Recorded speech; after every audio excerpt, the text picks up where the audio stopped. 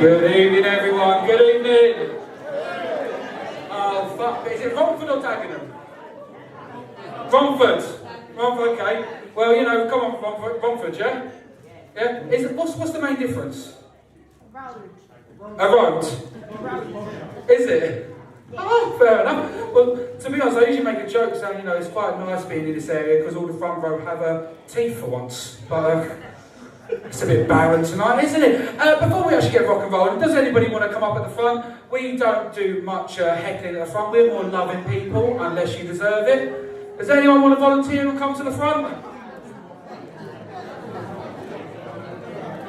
No, you all just want to stay where you are, don't you? In your safe space. Well, if that is the case, on the second half, I will have a wireless mic and we will come to you instead. I promise you that.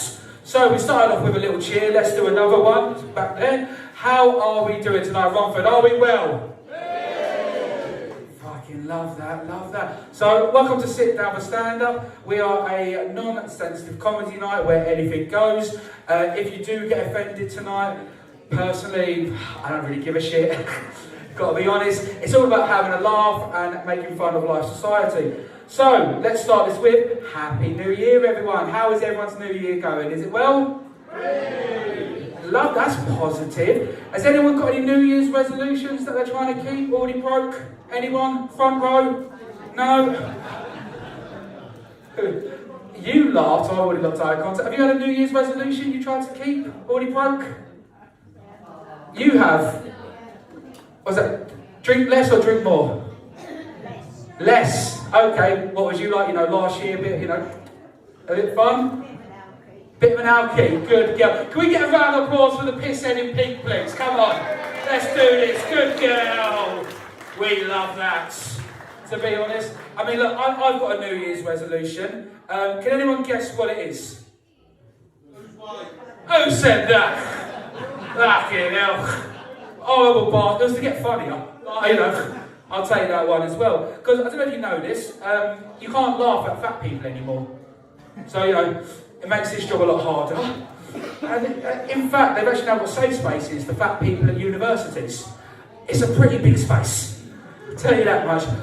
Always weirdly located next to the cafeteria.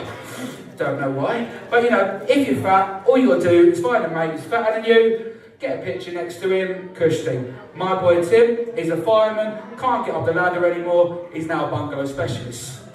Job done. And to be honest, mine was to lose weight, mate, and I will do a little bit of a flex. In the last 6 months, I've lost over 30 kilos. Come on, you're looking at me from this angle. When I do that angle, you'll be a bit more impressed. Over 30 kilos. Hard work, determination, and Mongiano. Have you seen the price of Mongiano? I've had to go back to cocaine. So much cheaper. So if I'm talking to you in the break, you look like the type who does cocaine. Lady in pink. I'll be coming for you. And you know, I will do another little flex, because you know, when you are trying to lose weight, you become absolutely obsessed. Absolutely obsessed. Like, you know, as soon as you wake up, you won't eat anything, you won't drink anything, 3 cigarettes, have a shit, weigh yourself. And I'm not going to lie, 3 days ago to this day, I had sex. Once again, this had sex. 3 days ago. With myself, thank you. I know a wanker when I see one. Follow a like, follow a like.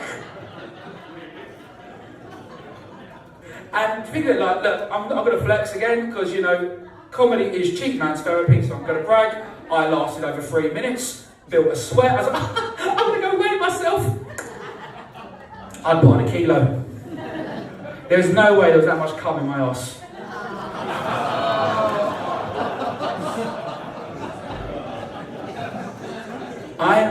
Okay, look, I've never done this, I'm going to try this, okay? Give a round of applause if you think I'm gay.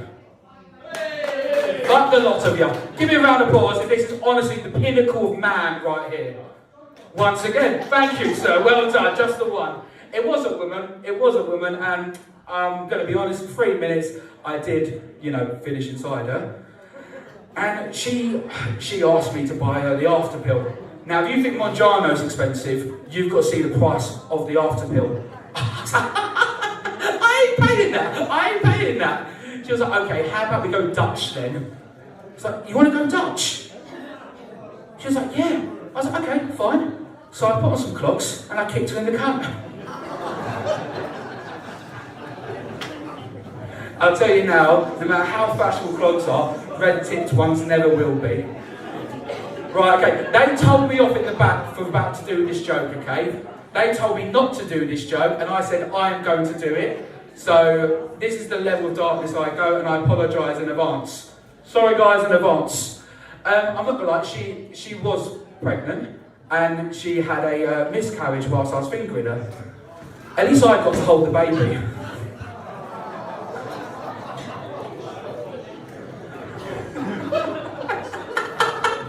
But I have become absolutely obsessed with losing weight. I'm the only type of guy who goes to the gym and still has, takeaway stains down his top. And the thing I don't like about the gym is that, because I do that machine there, because obviously I've got man tits, and in front of me is all the treadmills. And you've got everyone there jogging in their tight clothes, tits going in the air, arse everywhere. I go to an all men's gym. It's not what you want to see. And the other one I've tried to do now is swimming lately. Are there any swimmers out there? Does anyone enjoy swimming? No one enjoys swimming. Okay.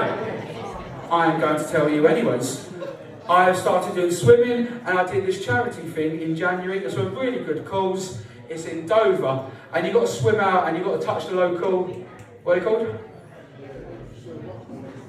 Boy? Touch the local boy. Brilliant. And we had a world record this year, and it was phenomenal. It was such a good cause, we had a world record. 250 of us swam out, and 762 swam back.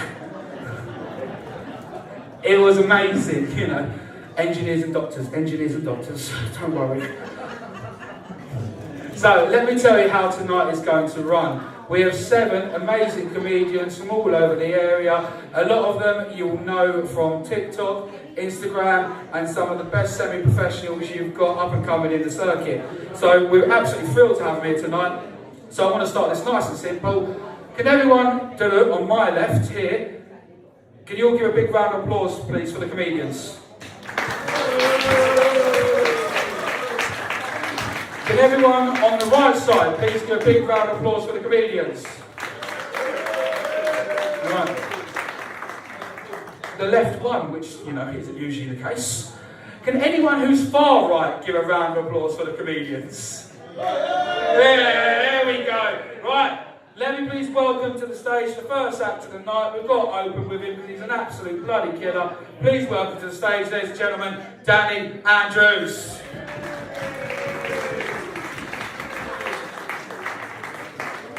Yes, Cross Green, how we going? We're in a good mood.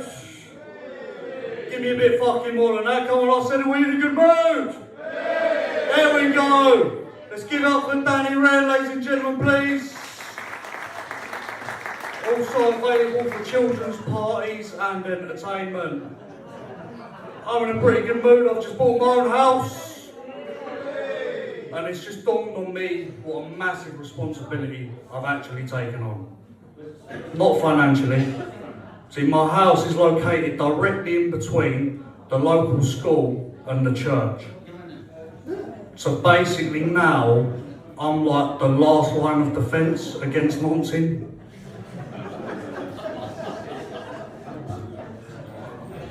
There it goes. What have we got around here? Anyone young? Fucking hell, it's like the waiting list of a mall here.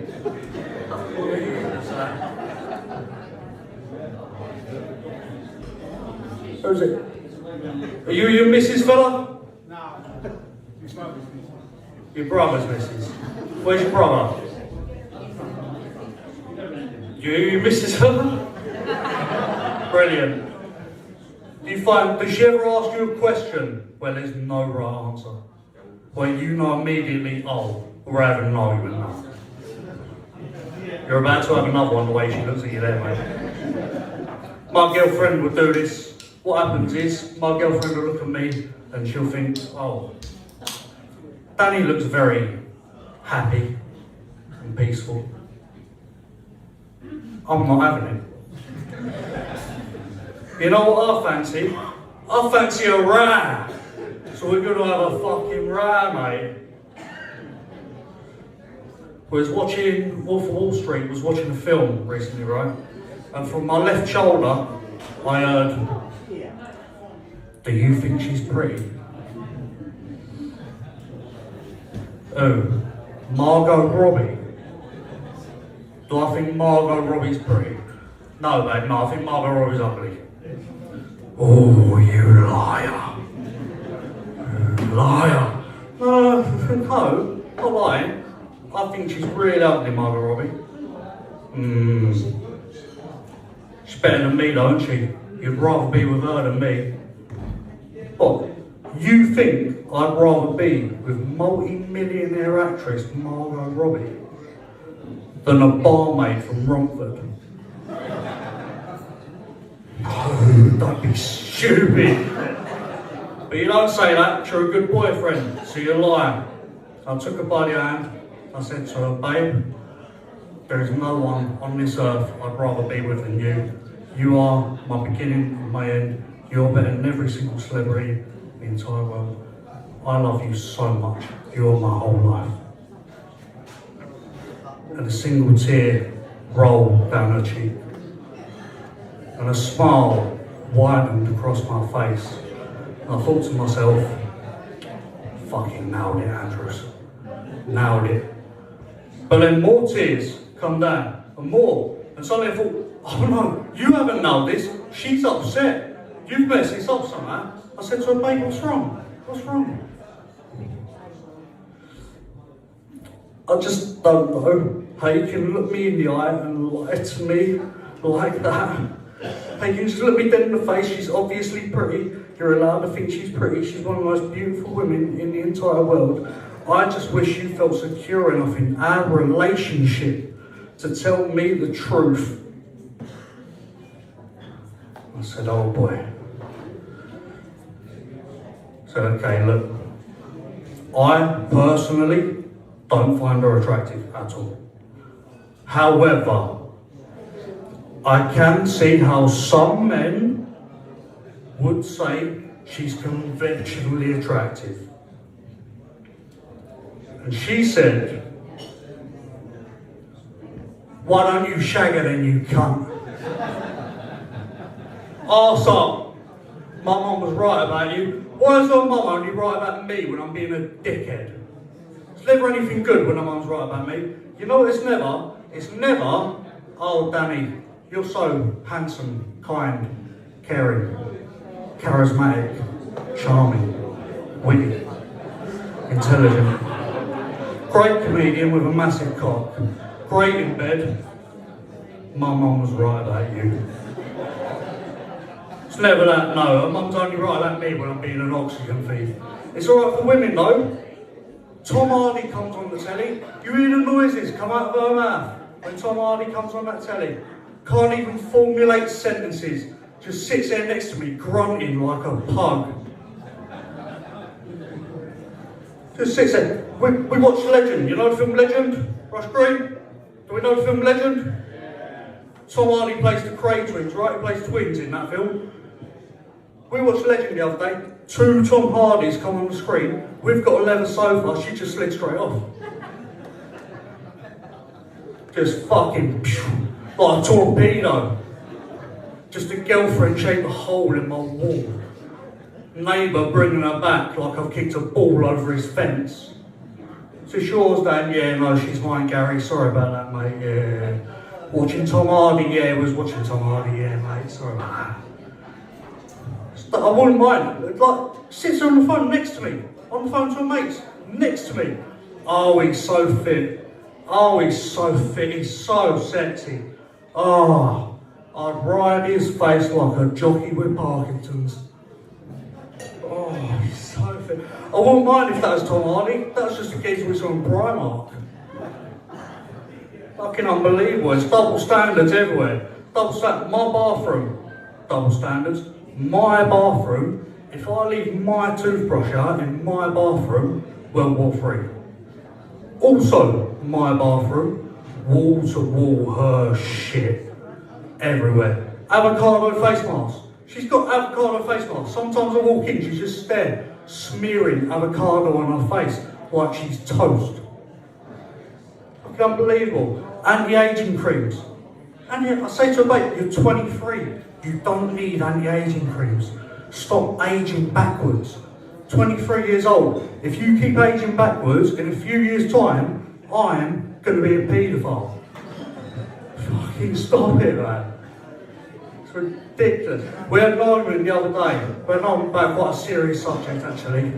We had an argument about the justice system in the UK. Right? A bit serious. She won up at me for it. I said to her, I think we're too soft on criminals in this country. Right? I think we're too soft on criminals. I said to her, this is the bit she didn't like, bit controversial. I said to her, I'd like to bring back the death penalty. That's what I'd like. She didn't like that. I think certain crimes are just too far, right? Like certain types of people shouldn't be allowed to walk among us. The world would be better off without certain kinds of people. But it'd be easy to forgive this. I've got a list, right? I've got a list of people I'd legally have killed. So that's what we're doing. Fucking get on board, Rush Green. This is happening, whether you like it or not. Death penalty list. Get on board. The first three are the ones you'd expect. When you say death penalty crimes, the big three, yeah, that come to mind immediately. 1, 2, 3, paedophiles, cyclists, rapists.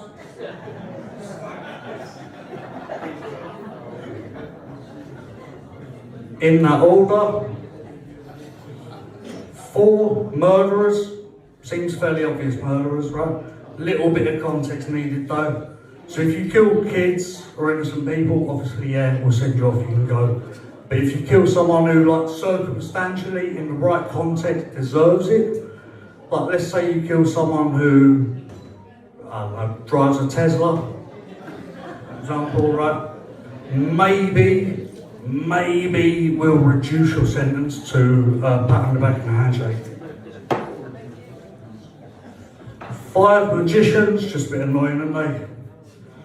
Magicians can fuck off. 6 is babies with adult names. Don't like this. This one winds me up. My mate had a kid recently. I went round to see him, doing all normal small talk. Oh, he's gorgeous. What's his name? Mate looked me dead in the eye and went, Barry. As if Barry is an acceptable answer to that question. I've come here to meet a baby, not a 40-year-old plasterer. The fuck should be eating Barry? Why? It's 10 AM. Why is he in his crib? He should be on site. The foreman's gonna fucking kill him, he's late. Get that dummy out his mouth, he's got a fag on the go and a pencil behind his ear. Fucking Barry. Bit of education for you, Rush Green. I know you're not used to it, but I'm gonna give it to you anyway. No baby has ever been called Barry, not one. Every Barry you know was made in the lab at 36, designed to go out and overcharge for plumbing jobs. That's what they're for. It's Barry, Ian, Keith, the Holy Trinity. You know, fuck the list for a minute. While we're on the subject of parenting, I'm going to whinge about parents a bit. Parents have this like, favourite phrase. Every parent thinks their kid's like the most crazy one, the most mental one. You hear this all the time, they go, oh, our little boy, he's so crazy. He's so crazy. He's a nutter. He's so crazy. I think, is he crazy? Is he like actually crazy? I know some crazy people, right? I know a geezer, when he needs a new pair of shoes, instead of just going Foot Locker or online or something, on a Friday, during prayer time, he'll go to the local mosque and just nick the cleanest pair. Just fucking still the cleanest pair. He's got so many sandals. He's got so many sandals.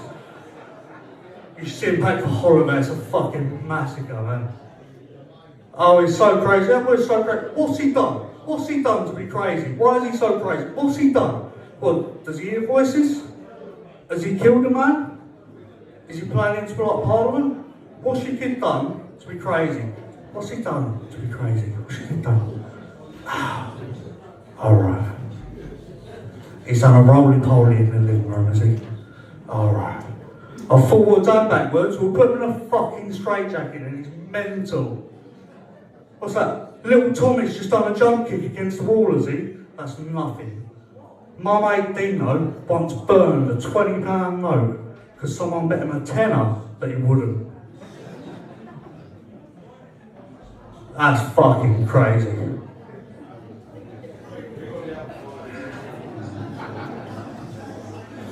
Number 7, Stephen Mulhern.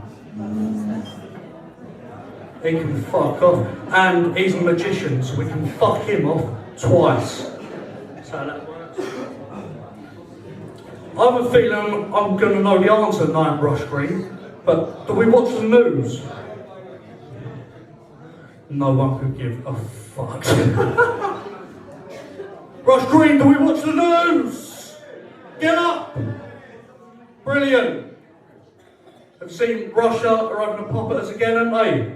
Russia are having a go. This happens once every year or two. What happens is America annoy Russia, and then Russia go, oh yeah, America, oh yeah, we'll show you. You know what we're going to do to teach you a lesson? We're going to bomb England. What? Huh? Fuck have we done? It's like when you're with your mate and his missus is having a go at him in the next room, then all of a sudden you hear your name get slagged off for no reason. He'll be in there having a brat with his mate, you'll be sitting there waiting to go to the pub, twiddling your thumbs, and all of a sudden you'll hear, you can fuck off, and your stupid little fucking mate. What the fuck have I done? And that's what they're doing now. Russia, America and us, that's what we're doing now, right? So Putin's coming in, getting on with Trump, he's trying to go to the pub with us. Putin's coming in, he's going, Donald, right, the accent's a work in progress, Rush Green. The accent's a work in progress. Fucking bear with me, alright? Donald, you are going up the pub too much. Trump said again, I don't go to the pub too much. I don't go to the pub enough. Everybody's saying it. They say, wow, that guy, he never goes to the pub.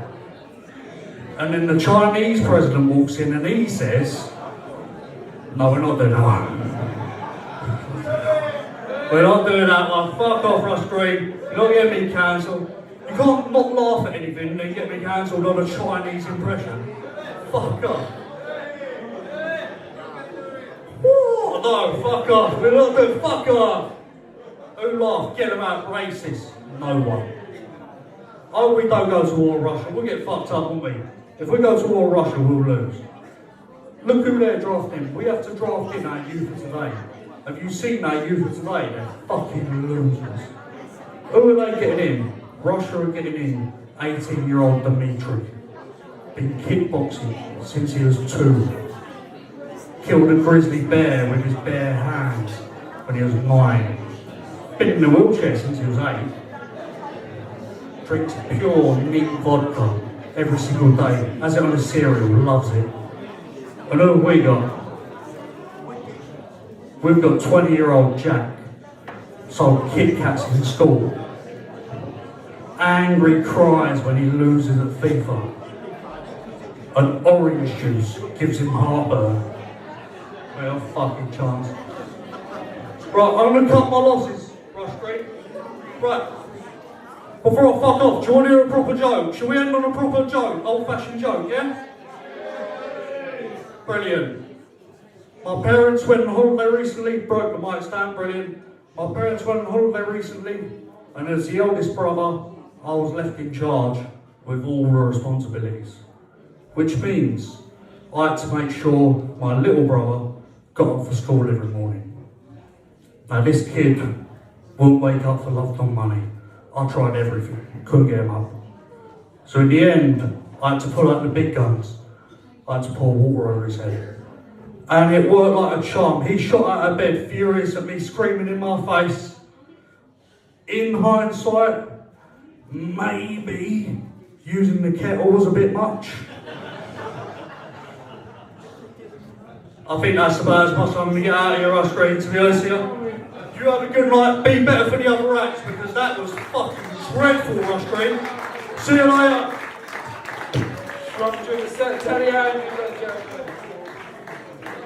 So, are we a tough crowd then to deal with, yeah? Okay, fair enough. Love that. So I'll tell you what I'm going to do straight away. I'm literally going to bring on straight on the next act. He's a local lad. If you've got TikTok or Instagram, you're going to know him. Absolute sensation. Please welcome to the stage, ladies and gentlemen, Daryl Robinson. Robinson. How are you doing, alright? I was just listening to Danny's list of people he wants to kill, thinking one of them was himself.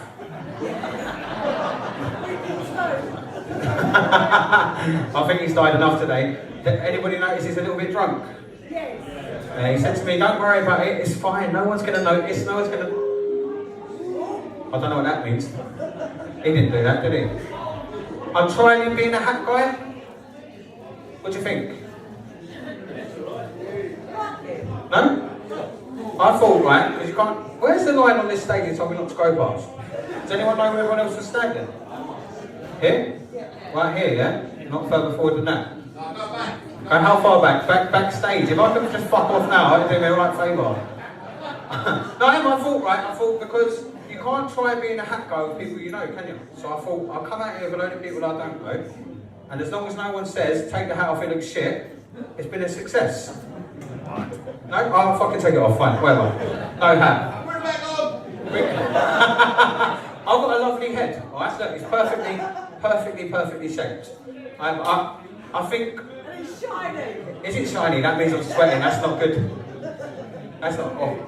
There's no light on it though, at least, isn't it? So that's alright. I've been trying to be a modern dad lately. I feel like I'm a bit of a modern dad. I'll give you an example. I've been spending time with my kids on my own. Thought I'd get a round of applause all by myself. That's the closest I'm going to get to a round of applause today. I'll take it. One person clapping from over there somewhere. Thank you very much. That's another one. Does that count as a round? If we just slowly go round, I'm going to take it. It's not working. Look at that, see? Even sympathy claps are not getting it. No, I took my kids out this morning, right, by myself. I mean, granted, she did get them ready for me, and like, she gave them breakfast, got them ready, done their teeth, give me a little pot with their lunch in it, give me a bottle of water, told me where to go, how to get there, what time to be back, when the kids need a nap, where to park, all the easy stuff, you know, but I did it because I'm strong and I'm independent. And I took them. I took all the kids. I didn't take the baby because I'm not a fucking lunatic. I took the 3 oldest kids to the park on my own, right? And I've got a 3-year-old, so I was like, have you seen the exercise things they've got in the parks now? You know the ones you're like, giving it like that? Seen them? No one's seen them? No one's exercising. Fine. So I've got the 3-year-old on one of them, right? And I was just going like this, trying to get her to go. And I didn't realise that she's fucked off to the other side of the park with the other kids. So I was just on my own like this, right? And I was thinking, it's not that embarrassing, is it? Like, I can just come over here in the morning, give it a couple of these, see how I'm getting on. And just as I thought now, right, 2 11-year-olds walked behind me and said, get a gym membership, you fat bald cunt. I know. I didn't even come back, right? Mugging me off in front of my kids. I was just like, ha, ha, ha. Also, right, I was wearing the hat. How did he know I was fat? Right, so I've been, like I say, I've been experimenting. I do think I'm a modern dad, right? I don't think I spent time alone with my dad until we bought my first pint. That was the first time I see him alone on my own, right? And he made me buy him one straight back. Ways of the world, he said, it's the ways of the world, he's teaching me the ways of the world. I think he waited about half hour until he called it on and made me go halves. And then, do you know what he did then? He took all of it, right? Said he didn't want me taking drugs. Took my 20 quid though, didn't he? Life lessons, he called it. Life lessons. My kids are not getting them lessons. I mean, my kids, right? My kids can tell the difference between an Asda strawberry and a Marks and Spencer's one. Entitled little pricks. I didn't even know there was a thing. I was treating them the other day, right? I thought, I know what I do. I stop off and I get them a packet on the way home, right? Get them a packet. strawberries. They're not that, they ain't been that good, right? I got a pack of strawberries, right? Put them in a bowl, went into the front room with them, said to me, "Our kids, you've been good, have a go of them," right? My daughter took one bite, she went, "Oh, what is that? Where'd you get them from?" I said, "Shop down the road." She went, "Oh, we don't eat that. We don't eat that stuff, Dad. Get it out of here, it's rubbish." I said, "You cheeky little cunt." I said, "Do you know the closest thing I've got to a strawberry when I was your age? Is a petit faloo. Get it down now." Well, so, petit faloos. Fucking strawberries, who knows. But I'll tell you what, right? I have been trying to be a better dad because Danny might be smashed. I have been sober now for 3.5 years, I think. 3.5. Again, before we get a little. You know what though? Doing comedy, I had to do that because you can't be out every night trying to do comedy and getting on it. But I started getting to the point where I started feeling left out. So I thought, oh, yeah, I don't know if anyone sober in here at all. Anybody? You're all out the back. One person. You're a little bit older than me as well, just a little bit, so it's probably not the same. I started feeling left out, right? If you try and go out with your mates and have 14 Diet Cokes in a row, you just look like a nonce. You do. That's what you look like, right? So I started drinking alcohol-free beers, and I don't know why it is, but it's just different, right? See? Exactly like it just feels a little bit different, right? I think it's because it's got the word beer in it, and all my mates are thick. It's just like, what's that? And he's looking at it, non-alcoholic. Like, what's that, Italian? Right, yeah, mate, yes, that's what it is. But I also, right, so I do have somewhere, I've still got this. I don't know if you can see that, but it makes not drinking a lot easier, right? It does, you can get right amongst it, right? It's a cheat code, right? Because you know what that is? It's cocaine-free cocaine. Awesome stuff, right? It's acceptable anyway. It's like the drug thing, like it's equivalent of a vape. You can take it wherever you want, doesn't matter, right? I've been doing it everywhere. I've been taking my cocaine down, out walking the dog, like morning. Fucking lovely. Walking out. I've been doing a school run. Went down the school run the other day, said, "Oh, off you go, darling, see you later." I thought, "Oh, I've left you a cheeky half in there for lunch as well." There's nothing in there, is it? It's safe as anything. I'll tell you my recipe, right, in case anyone fancies it. I've got, what's in there? We've got a Pro Plus to keep me awake. There is protein powder in there for gains. What do you mean it ain't work? Look, wait. Maybe you're too far away. Come closer, come sit in the front. If I had the front row, that would be fucking killing right now. Look. What else we got in there? We got hay fever tablets, just because I'm lazy and that means I don't have to take them. And teething powder, so you can still fucking get it all around like that and just walk around the school. It is. I took it out of me the other week, right, and I lost it. And I was giving it, I don't know if anyone's ever lost cocaine before, but it's fucking annoying. I was undoing my wallet, I was looking at that little thing you got there, and then there's another little pocket around the back, and there's a side pocket, you got that little pocket on your jeans, fucking looking everywhere. My mate coming into it, I said, "You took my gear." "You know, fuck off, mate, there's nothing in it." And I thought, "Oh yeah, well, what am I fucking doing, dickhead? What am I doing?" And it wasn't until I was on my way home that I thought, oh, some poor bastard found that, didn't he? Thought he had it right off. He's going, "Look what I got, look what I got." Done a massive line of it, done nothing. Just stopped him being allergic to pollen for a couple of weeks. What else? So, yeah, I don't know if you don't notice, right? We're all fairly new to comedy, right? So we're all trying our luck on here. I've done all right. I'm doing all right on social media. Has anybody seen any of my videos? Yeah. No. See what I mean? Oh, one person. 500,000 followers I've managed to get now, right? That is not a brag. That is me complaining. I can't get any of the cunts to come out and say nothing. Not one person, apart from you. What's your name, sorry, mate?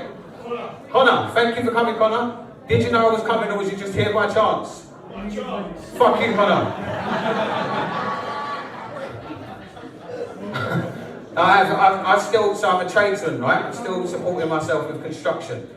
And I've got a couple of little contracts, and I work in some really nice houses, and then I work in some not so nice houses as well, right? And the biggest difference that I can tell you is the more money somebody's got, the less likely they are to offer me a cup of coffee.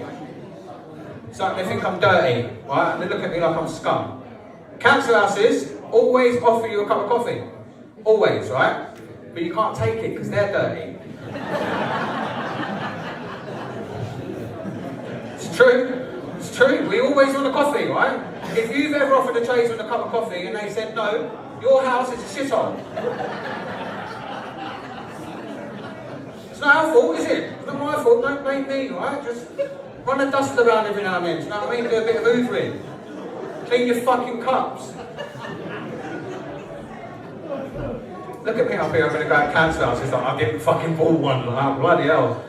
I grew up in a council estate where it's one of them estates where everyone says, oh, you're all right on there. You're all right on there, as long as you know the right people. Yeah, otherwise you were fucked. Yeah, and I got really lucky because there's always a top dog in there on an estate, like the absolute governor that just runs the estate, and everyone's shit scared of them because they've been in prison and they've done a load of shit wrong and all that. Right? And I got really lucky because on my estate the governor was my nan. She saw everything that happened on that estate, everything. As soon as anything happened, right, everyone would go to her to try and find out what it was. To try and find. They'd be like, "Did you see what happened Tuesday at 7 o'clock?" She's like a 1960s ring doorbell. I like that joke, right? It's fucking stable. No, she saw stuff sometimes, right, before it even happened. She'd call me up, and she'd get a call up, she'd go, hello mate, how you doing? You alright, you alright? I say, yeah. She'd say, shut up! Make sure you ain't the next one on that moped, wouldn't you? The old bill on the way. She put the phone down. I thought, thank you, man. It took me years to work out she was a cunt calling them. Honestly, everyone used to say, oh, your name's a G, your name's a G. How was I supposed to know they meant grass? Fuming. I don't know how long I've been here. I'm going to stay for a little bit longer. Again, so I'm trying to do this day. I don't know if you're saying peace or 2 minutes or 20 minutes or whatever the fuck it is you're doing. Can't see you too far away. I've been going out trying to do the things with the kids, right? And I thought to myself, because I'm doing a little bit of comedy and that now, so I'm more around in the daytime, I thought, I could be a stay-at-home parent. It don't look that difficult. Day one, after about an hour, I learned the first lesson, right? Do not stay at home.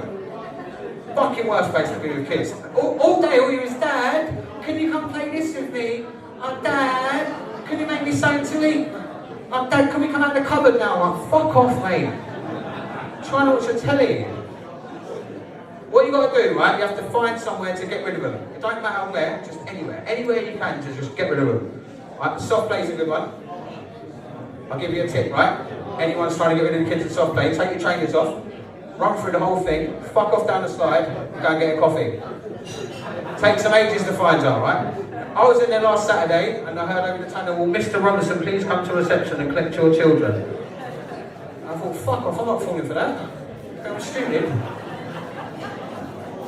Where else do they go? They go swimming? Swimming's a good one, isn't it?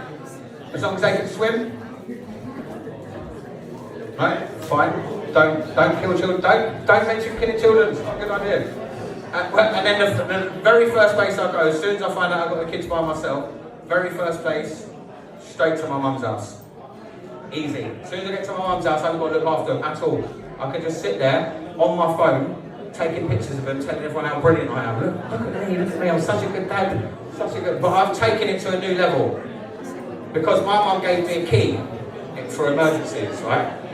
So what I do now is I just creep down there really quietly, just don't even make a sound like I just push them in there and I shut it again. Don't even tell her, just fuck off around the corner like that. Just think about how brilliant I am. I feel like I've made everyone think I'm a bad. I don't want to leave the stage with you all thinking I'm a bad dad, right? Because I've got 4 beautiful girls. Right? And I wouldn't change them for anything in this world. Nothing at all, right? Unless I could have 4 boys. And I'm going to leave you with that, so thank you very much. Stay there. Daryl Robinson, ladies and gentlemen. Give them a round of applause. So, did everyone have a week ago today, everyone have a nice Valentine's Day? I see a couple of couples or a couple of mistresses. Anyone do anything nice for Valentine's Day? Anything? Okay, let's start this a more easy way. Who's been in a relationship for over 5 years? Give me a round of applause. Okay. Who's been in a happy relationship for over 5 years? Give me a round of applause. Less? Absolutely love it. Has anyone got a good love story of how they met? No, everyone's just Tinder then, aren't they, unfortunately? That's upsetting, isn't it? But the thing is though, everyone always thinks February is about Valentine's Day. Everyone always thinks February is all about Valentine's Day and it's what the month is about. I disagree. Now, any of you should remember, February is also Black History Month. And we need to honour this, ladies and gentlemen. It's a very important month, Black History Month. And I want every single person in this room to honour that tradition. And in doing so, I want none of you to pay your tab tonight and steal something on the way out. Right, are we ready for our next act, ladies and gentlemen? Come on. I need a bit of a round of fucking applause. Let's do this again, one more time. Are we ready for our next act, ladies and gentlemen? Please welcome to the stage my boy, Ben Dixon.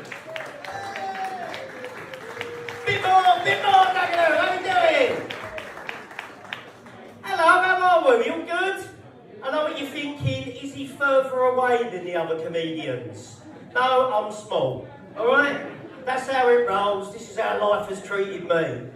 You know what it is? We live in a sizist society, don't we? Big people get all the breaks, little people don't get fuck all. And I'm going to tell you how that works just by using the C word after we use the size thing. Okay? So when you've got a big mate, people say, oi, watch out, he's a big cunt. And then people talk about me and say, what's he like? Say, he's a little cunt. Yeah, that's me. Anyway, it's lovely to be here. I should say that I'm barking bald, by the way. Give that a cheer, you wankers. Yeah, you're alive. You're livening up. My granddad did 40 years on the full plant. He did built all the cortinas and the escorts. If you want to know why they were all fucked and now in the scrapyard, that's his alcoholism. Yeah. So it's lovely to be here. I think we've got a little bit of a thing going on in the world now, haven't we? The problem is, you can't have a difference of opinion with anyone, can you? You've only got to go on Facebook and say, oh, do you think that pineapple belongs on pizza? And someone goes, shut your fucking mouth, I'll come round and kill you in front of your fucking kids! Shut the account down, never mind. It's like that, isn't it? You can't have a difference of opinion. Now, my granddad, God rest his soul, right? You know, he was from the golden generation. He joined the army in 1940, and he went all the way through to 1945, where he got demobbed, bless him, you know? And he'd be turning in his grave if he knew people couldn't just have an opinion about things. One of the things I do remember, I'll say something to you before I say that. I am a former frontline soldier. I did 2 tours of duty for this country in the infantry. That's the bit where you clap, right? That's the bit where you clap. And what that means is all the views I've got after this, you can think, fucking, if he weren't in the army, we'd go up there and knock that little prick out, right? So my granddad, yeah, he joined in 1940, and he was demobbed in 1945. And obviously, being a kid, I was a bit insensitive to what he'd been through in the war. And I was in the garden when I was a kid. I know this now as a veteran. I said to him, Grandad, during the war, did you kill anyone? And he said, I hope not, I was a chef. That's a joke, Dad, get on board. Get fucking on board. So yeah, you can't even have a difference of opinion, can you? You know that Charlie Kirk, I didn't agree with hardly anything that he said, but he didn't deserve a bullet in his nut, did he? He was fucking a bit extreme. I mean, luckily we don't have that in the UK. The nearest we got was Nigel Farage getting that milkshake put up him, didn't we? That's as dangerous as we get. And if you saw that girl, when that girl threw it up him, right, all these bouncers come jumping in. And I thought, oh, that milkshake brought all the boys to Farage. Get on board with that, Dagenham! Get on board! These are good jokes! You're the fucking problem, not me! Not fucking me! Yeah, so the thing is, I am, what I've done is, I was born here, then we all moved out, and this is what happens when you don't. You know what I mean? You just stick around, don't you? Getting fucking pissed and blotting it out. Bless you. So we all moved out. What I do for a living, I know this sounds a bit weird with this accent, but I live in Cambridge now, okay? Go woo, like that. Because when I go into Cambridge and take my missus with me to order a bit of food, those snobby wankers don't like me. You all right there? Come through. All right, I'll put the torch on. Lovely, that's all right. Yeah, so I don't fit in anywhere. The trouble is, I'm a chartered accountant. Get the drinks.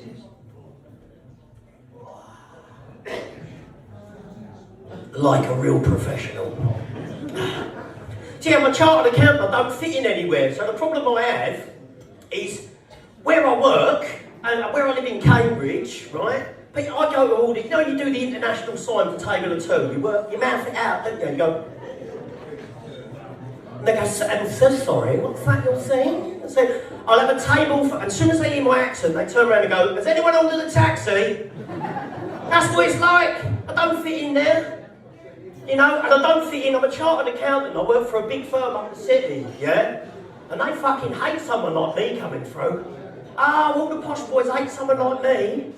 I turn up for my 2 o'clock, you know. I should say my religion, I'm C of E, right? I'm council of the state, right? That's what I am, you know. And you know how it works, working people. I'm nice till you're fucking not. And then I ain't nice. So I go into my 2 o'clock meeting, and these little Tarquin wankers, you know the ones I'm talking about, yeah. I'll go in the meeting, I go, I'm sorry I'm a bit late. As soon as I step in, they think the T-boys arrived. And one of them little posh wankers stands up and goes, excuse me, it's the 2 o'clock meeting for the main client account. And I say, yes, it's me. It's me, it's my meeting. It's my meeting, mate. And he goes, oh. And I should leave it there, but because I'm full council of state, I say, yeah, it's my meeting, Tarquin. Now you sit down before I open you up like a fucking tin of tuna. You can't use the normal language, so all me mates are scaffolders and builders. You can talk how you want with them, can't you? I mean, they think I'm posh now, I've moved to Cambridge. So what they say to me when I go down my working man's club, they say, you moved up there, have you? Billy Bollocks. I said, yeah, of course I'd get away from you, right? And the other thing I say is, they say, oh, I bet you've gone all posh, haven't you? I bet you don't piss in the sink anymore. I say, of course not, I use the ensuite. You know, I made a bit of bunch, you poor cunt. So the other thing is you can't talk how you want to talk in the office, can you? You can't say, oh yeah, I'm just going to be like this sort of way. They don't like it. I'll tell you, the other day, 2 girls were talking, right? And they were talking about vibrators, okay? So one girl says, oh, I've got a little bullet. She says, I use it on my clitoris. And she says, I keep it in my handbag. Sometimes I use it with my old man. Sometimes I use it on my own. And the other woman said, oh, I've got a rabbit. And she says, it tickles my clitoris and I can put it inside me, right? So I go up and talk about the life-size silicone torso with pulsating anus that I keep under my bed. And everyone gets to fucking Yeah, there you go. And the other thing about office politics, you like that one, don't you? Vibrators and clitoris. Is that line you up, didn't it? Female wigs. Yeah.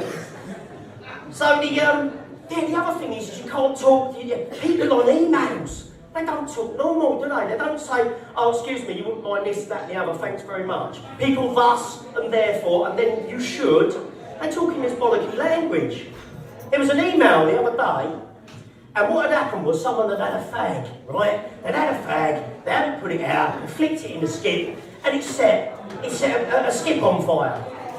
And then an email come out the next day from facilities, and it said, hey, got your attention? Right. Yeah, so an email come out from facilities and it said, please be aware, when smoking on the office premises, you are to only do this in the designated smoking area. And please make sure that you extinguish all cigarettes fully before disposing of them.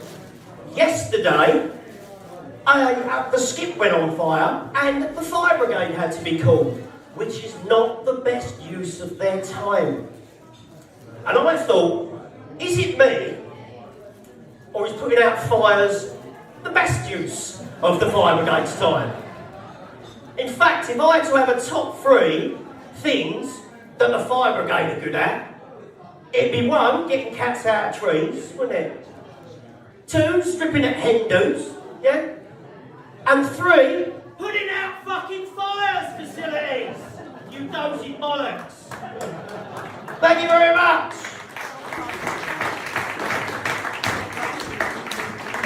So what I'll do is I'll tell you a little bit about me, about my physicality, okay? Here's some things about me. So I was a frontline soldier for 4 years, and I was born boss-eyed, right? So I've got wonky eyes. So I know you think you're getting a private show over there, mate, but it is just a squint, alright? No problem, as long as we're alright. But the thing is, having wonky eyes, this is as good as more films could do in the 1980s. So it has its pluses, and it has its negatives. One of the great things about having eyes like this is you can go up to a woman in a nightclub and you go, "Oh my God, darling, you look amazing. Can I have your number?"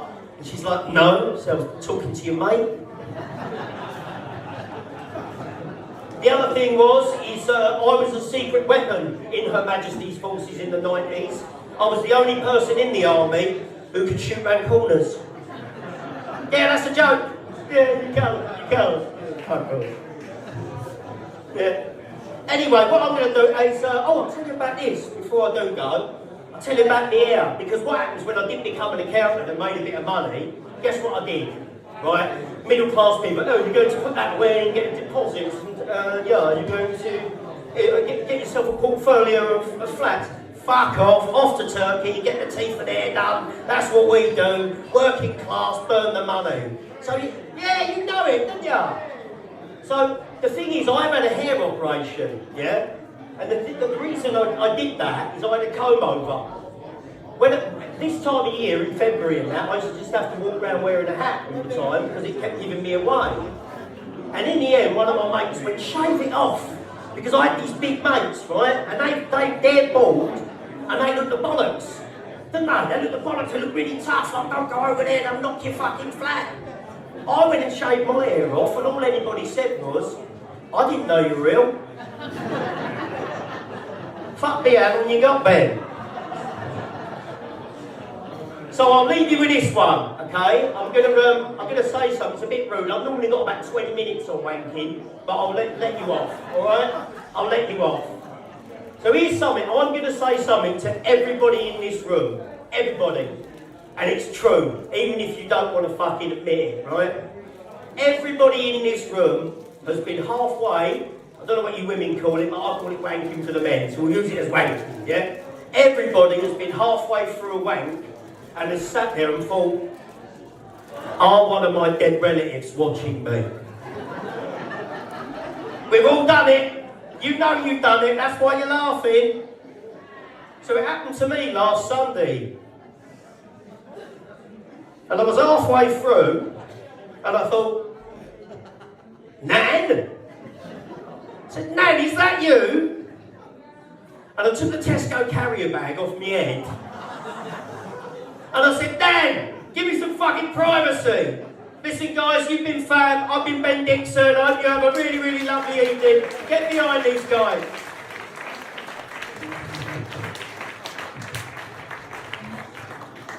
Ben Dixon, ladies and gentlemen. Right, we're going to take a real quick, short 10-15 minute break. Go get a drink, have a fag, cigarette time. We're back about 10-15.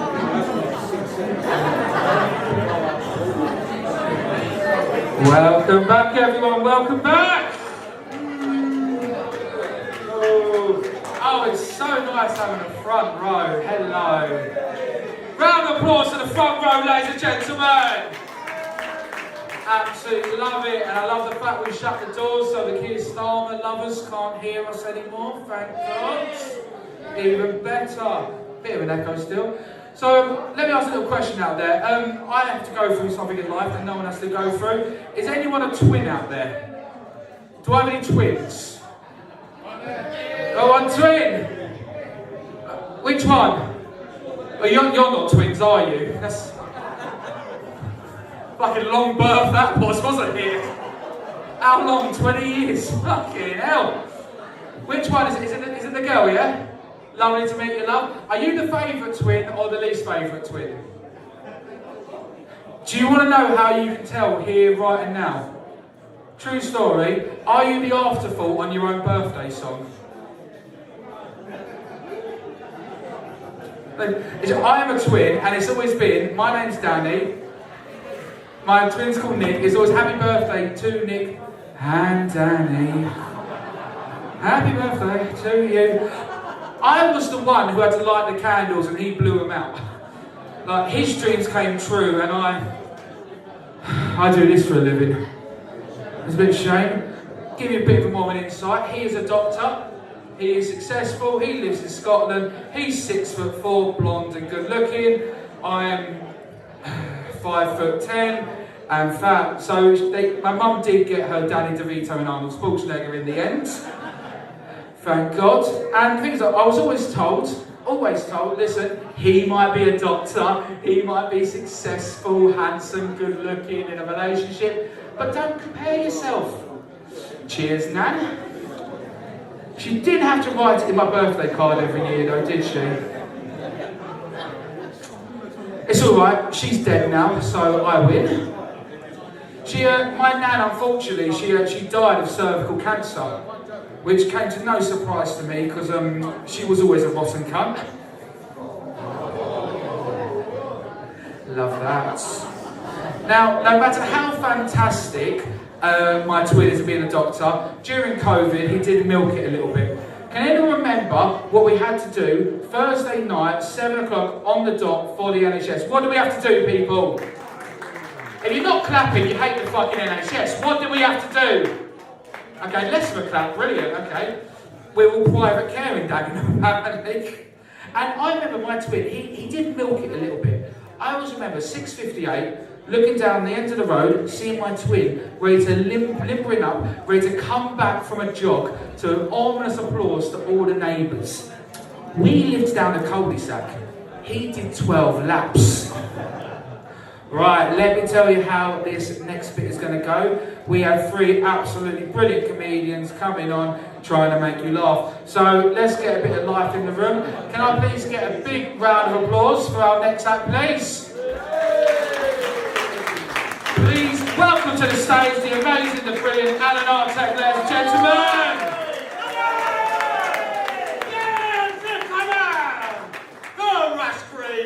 Fucking love being here. I've got to address the elephant in the room though, right? It's Saturday night, we're in Rush Green, average age is about 50-ish, mate, yeah? Has anyone got any gear? The reason I ask that is because as from next Wednesday, I'm officially 2 years sober. Don't applaud that, I'm fucking boring, I'm bored shitless I am. But I had to not doing a bit of chuckle on the head, right? Because every time I've done it, I got robbed. I used to get robbed. I'll do a bit of gear, go to the toilet for a wee, and I go there and go, someone's nicked my willy. And then I felt the need to tell everyone else in the cubicle as well. And go, Barry, look, I've got 2 belly buttons. I fucking love it. I love it. So I don't do it no more. But I'm 50 years old now, right? I'm 50 years old, so I've got to start looking after myself, you know? You've got to look after yourself when you get old, don't you, ladies? I said, can you hear me?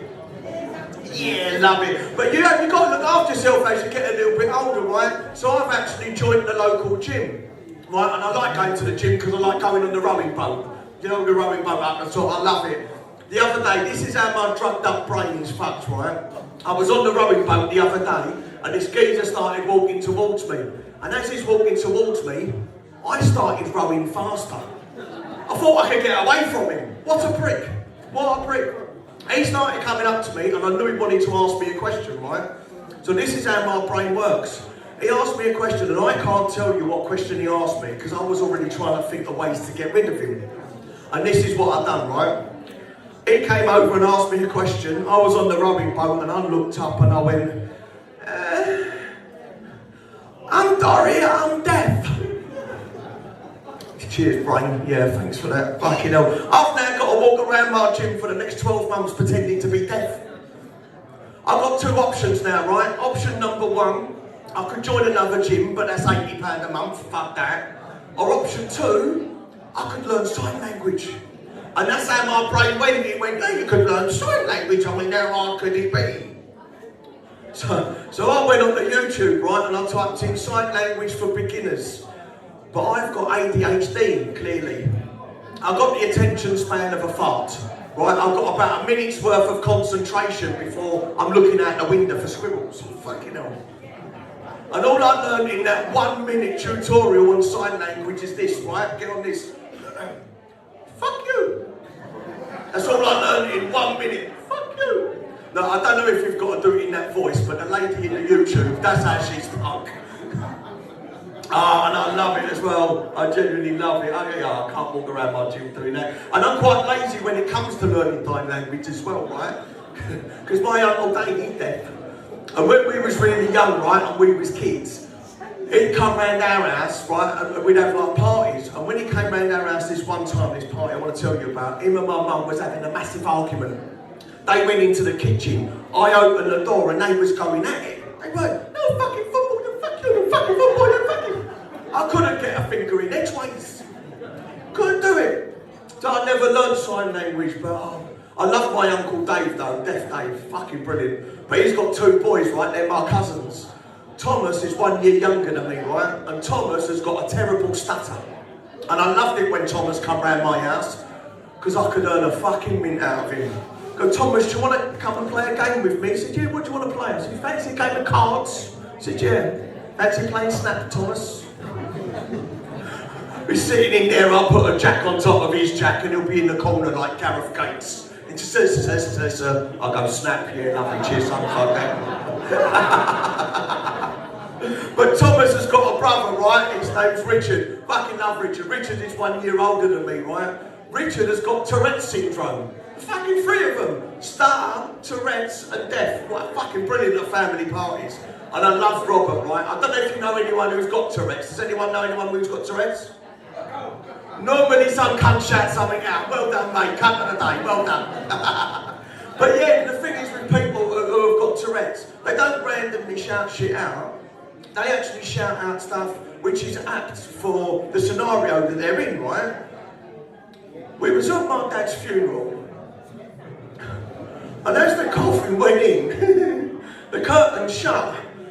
And Robert shouted out, your dad picks up dog shit and don't even own a dog. Jeez, Robert Tarson, what do you do with that information? And I love Robert as well, right? Robert's really good at family parties. I mean, he's terrible at hide and seek, but, you know. You sit there playing hide and seek with him, you go, where's Robert hiding? I'm behind the curtains, fucking love him. Absolutely love Rob as well. Fucking brilliant. Do you know what? I'm just thinking about the last time I see Rob. I think it was just after my 30th birthday party, right? Mum and Dad went out for a meal, so Nan came round to babysit us, and we loved it when Nan came round because she'd sit in her chair and fall asleep. So we're in there, we've gone upstairs probably to play a game of cards or something like that, I don't know. About 10 o'clock at night, me and Robert's gone down to get a glass of milk. I've gone in the kitchen, Robert's drawn a cock on my Nan's head. Now, I'm going to be perfectly honest with you, genuinely, we didn't know at that point that she passed away. That was a very, very difficult conversation when Mum and Dad came home. Maybe that's why they don't let us play together no more, I don't know.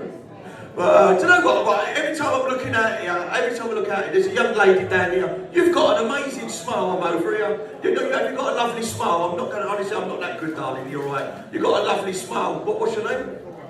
Natalie. Can we have a round of applause for Natalie and her smile, everybody?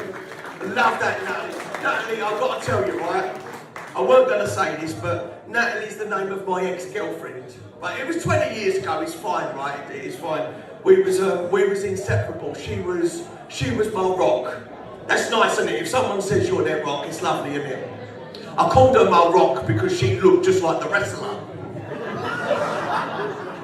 It was the bald head and the big cock that made me think there's something not right about my Natalie, you know, there's something not right about her. But oh, I love it. We weren't destined destined to be together forever though, right? I'll tell you for why. It's because I'm a Sagittarius and she liked having sex with my brother.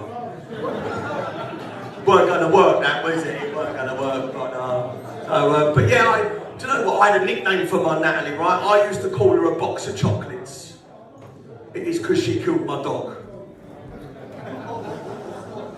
Chocolates kill dogs. Have you got any pets at all now? No, have you got any pets? Have you ever had any pets growing up? Have you got any friends that have got pets? Help me out, babe, for fuck's sake, everyone's looking at me. Fucking hell. Nobody look at Natalie! You got a horse? Have you really? Have I got a joke about a horse?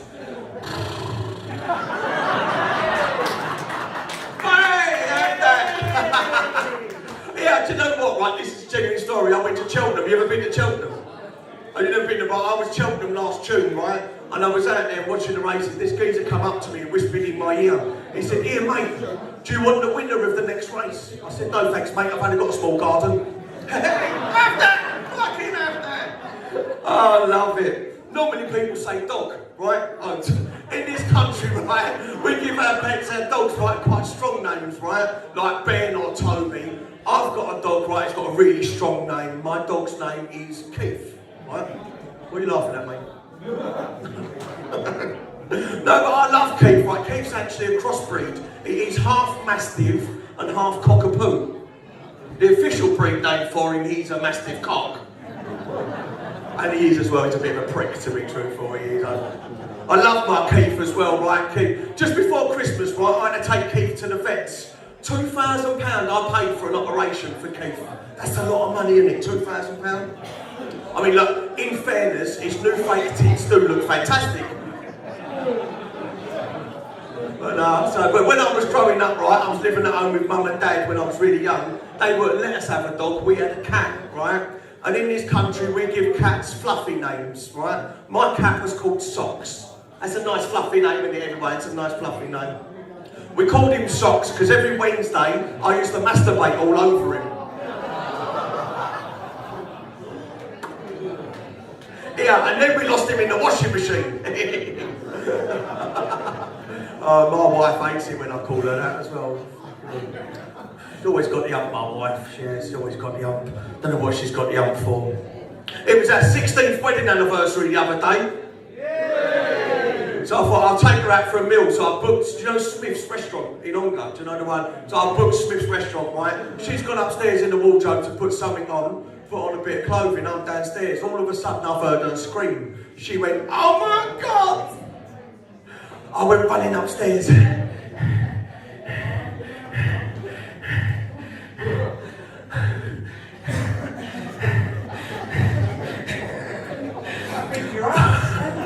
It's a bungalow, you cunt. I went, "What's the matter, babe?" She went, 25 years I've had this and it still fits me. I said, "Have a day off, love, it's a fucking scarf." I knew that pissed her off though, to be truthful. I knew that pissed her off. So I went out and I bought my wife the best present that any husband could buy their wife. I did. Do you know what, Natalie, right, this is the last time I promise. What do you think is the best present any husband could buy their wife? What do you reckon? Holiday. Shit. You sat on the front row and fucked the joke up. Yeah, cheers, man. Fucking hell. Right, okay, I went out and bought the second best present any husband could buy their wife. I went out, right, boys, if you buy your missus this present, she's going to be dripping like an egg mayonnaise sandwich. I went out and bought my wife, get on this, a laminated map of the world.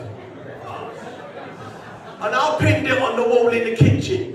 And I gave my wife a dart and I said, "Throw the dart at the map of the world and I'll take you on holiday wherever that dart lands. So next year, we're spending 2 weeks behind the fridge." I know. I fucking know. I'm taking the piss, of course I am. I'm British, it's what we do. We're really good at taking the piss, aren't we? We are, genuinely. I love your jacket, by the way, mate. Like I said, we're really good at taking the piss. It's fucking brilliant. But my old man was murdered for taking the piss, right? All the way through my school life, I was known as the fat kid, right? And it's fine. But back at the age of 16, I remember speaking to my mum and dad. I said, Mum, I've got to go on a diet, I've got to lose some weight. I think I might like start running, you know, skipping, stuff like that. My old man looked me up and down and went, skipping? You want to try skipping some meals, you fat bastard? Thanks, Dad. Fucking thanks. He's the one who taught me, right? If you get out of the bath and the mirror's all steamed up, you've got to draw a cock on it. That's definitely a British male thing, isn't it? The old cock drawing. That's definitely a fucking British male thing. I thought I recognised you, you dirty bastard. But my old man wasn't as bad as my granddad. He was murdered, my granddad, right, for the piss taking, right. Unfortunately, later on in life, my granddad was showing signs of getting Alzheimer's disease, so we packed him off to an old people's home down in Clacton, you know, just in case. He'll grow into it, do you know what I mean? He'll be fine. But every couple of weeks, right, I'll drive down there. This weekend I want to tell you about, me and my three best mates, we drove all the way down to Clacton to see my granddad. Now, I just want to describe my mates to you. All of my mates are pricks, basically. None of them have got a real name. They've all got nicknames, all my mates. So imagine this, I'm driving down the road in the driving seat, sitting next to me is one of my oldest friends in the world. His nickname is Finley. We call him Finley because he used to be fat. You're welcome. Sitting behind Finley is Chinese Darren. We call him Chinese Darren because his name's Darren. And he's an arsehole. And sitting directly behind me, right, is my oldest mate in the entire world. His name's Tony. He's only about that big. We nicknamed him Shetland Tony.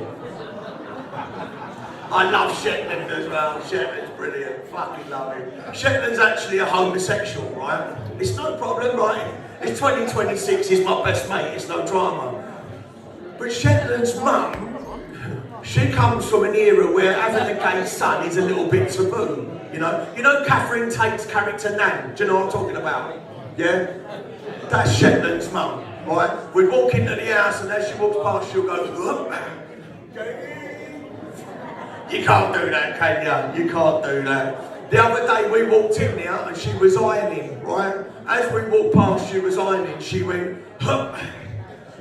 You know the worst thing about having a gay for a son? I went, no, what's that? She went, he's trying to clean the skid marks out of the front of his pants.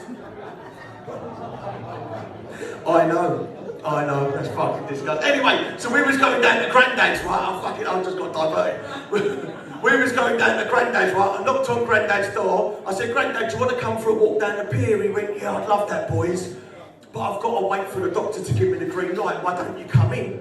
So you've got to picture this. Grandad's lying down and sitting in chairs around Grandad. We're sitting here. And the doctor's come in, 7'2", with a clipboard. He's looked at my Grandad. He's gone, yes, yes.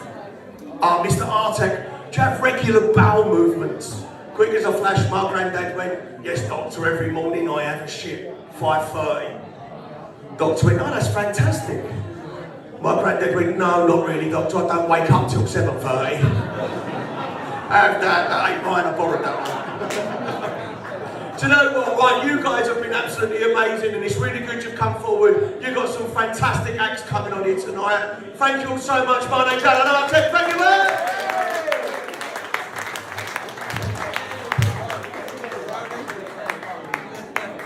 Alan Artek, ladies and gentlemen.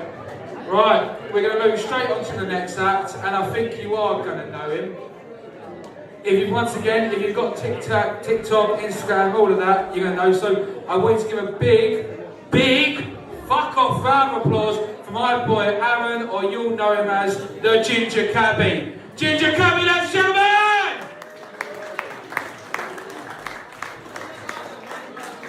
Shut up over there, fucking hell, bringing your Christmas treats. What's going on over here? What we got in the box? What we got in there? Chicken wings? In a fucking sweet box? What, you black? Jesus fucking Christ. I could do black jokes because I've got a black wife. And it's proof that yes, I'm the Ginger Cabbie. Give me a cheer if you know who I am. Hey! Give me a cheer if you don't know who the fuck I am. Hey! You lying pieces of shit. Put your phone down with you. What's wrong with you? Jesus Christ, she's in for a Botox. How are you, mate? You good? Yeah, on your own? Or with friends? Your mates are fucked off to the bar? Darling, are you the one with the horse? You got a horse? Very middle class. Are we Romford or Dagenham? This is Dagenham, alright? This is fucking Dagenham. Absolute shithole. Don't argue with me, I'm a cab driver, I know what I'm doing. Here he is, Canada Goose. How are you? Fucking made of money, look at the state of him. He's got his son's coat on. Yeah, so being a cab driver, it's a weird fucking thing to do. He's got a gilet on. How are you, John? You alright? Good? You alright? Gilet and a t-shirt, it's a very weird combo. Very weird. You want to be warm or you don't want to be warm? Make up your fucking mind. But listen, in the cab, have we got any cab drivers in here? Any cabbies? Or ex-cabbies? No, this is just a fucking EDL rally, isn't it? Yeah, fucking vote reform you, mate, cunt, alright? How are you two on the end here, alright? We good? Yeah, you two? Yeah, we're all waiting to die. We're all waiting to die. And you over here? How's your chicken wings? Are they seasoned? Or is it just fucking black pepper? Yeah, seasoned? Your fucking teeth nearly fell out. What's going on over here? Sure, it fucking baldy locks. Fixes Jason Statham, prick. But yeah, a few things that happened to me in the cab this week, and it just made me realise that I hate a certain demographic of people. Ooh, who's he thinking of? Shut up, you! Fucking lip fillers, shush. But yeah, there's two things, there's two demographics of people. I don't think I've got enough time to get through both of them, but I'll talk to you about one of them. You got a guess? Horse lady? No? Fucking horse. Who owns a fucking horse in Dagenham? Where do you live? Ah, there you go, yeah. That's the polite way to say pikey, isn't it? Yeah. I can't say that anymore. Where do you live, darling? Up the road. And you got a horse. That way is fucking definitely Dagenham. That's Romford. But yeah, it's, what does my head in? Modern day parents. Give us a cheer if you fucking cannot stand these modern day liberal pieces of shit. Aren't they fucking wankers, aren't they? Back in your day, you two sitting here, you just used to get left in the fucking car, didn't you, with a packet of crisps? Mum and Dad are going out for a pint and a bit of a fucking plunge. Yeah, fucking discos and a lemonade, share it. That's why your fucking teeth fell out.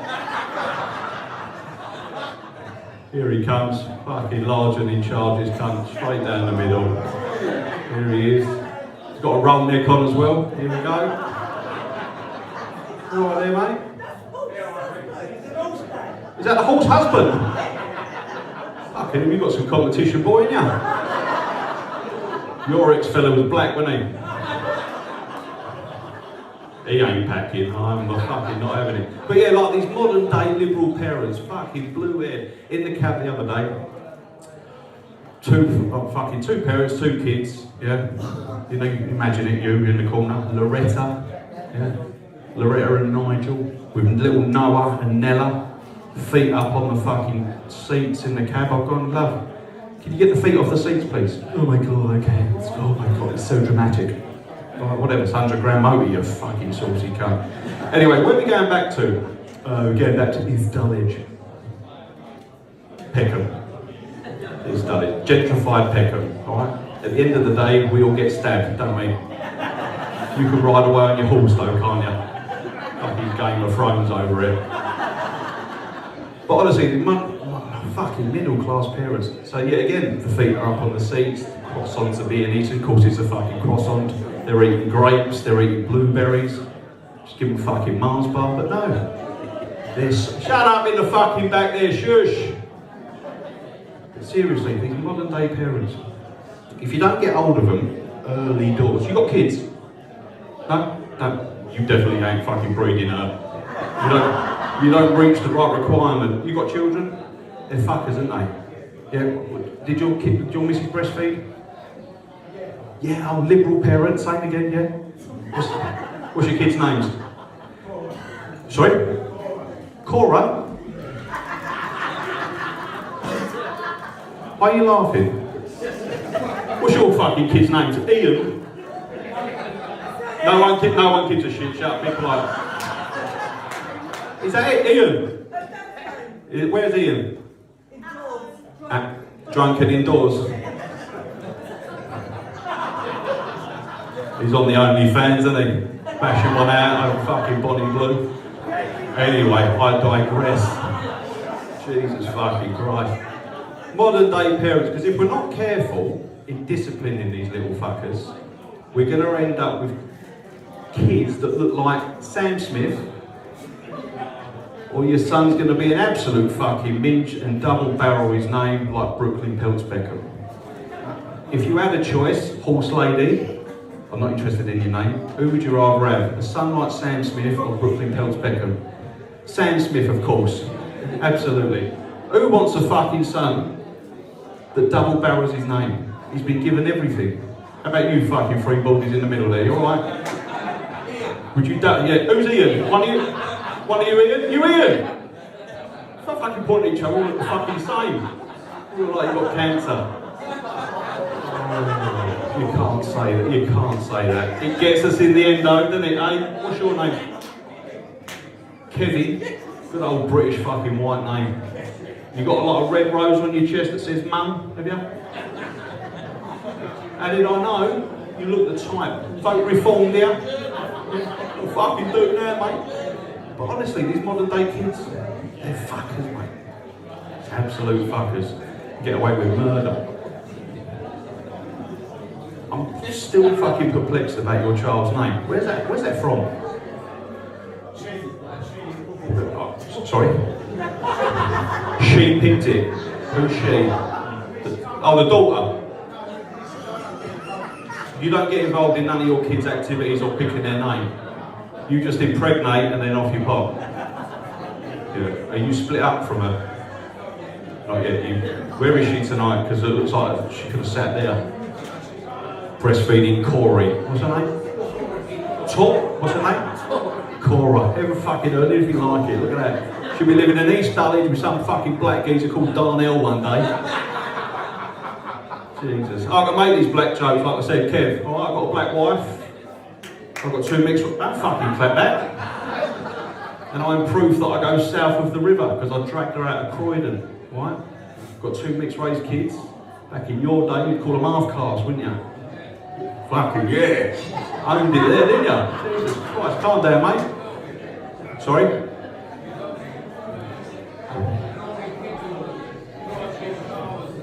They'll drive big cars, drive dealers then, your kids today.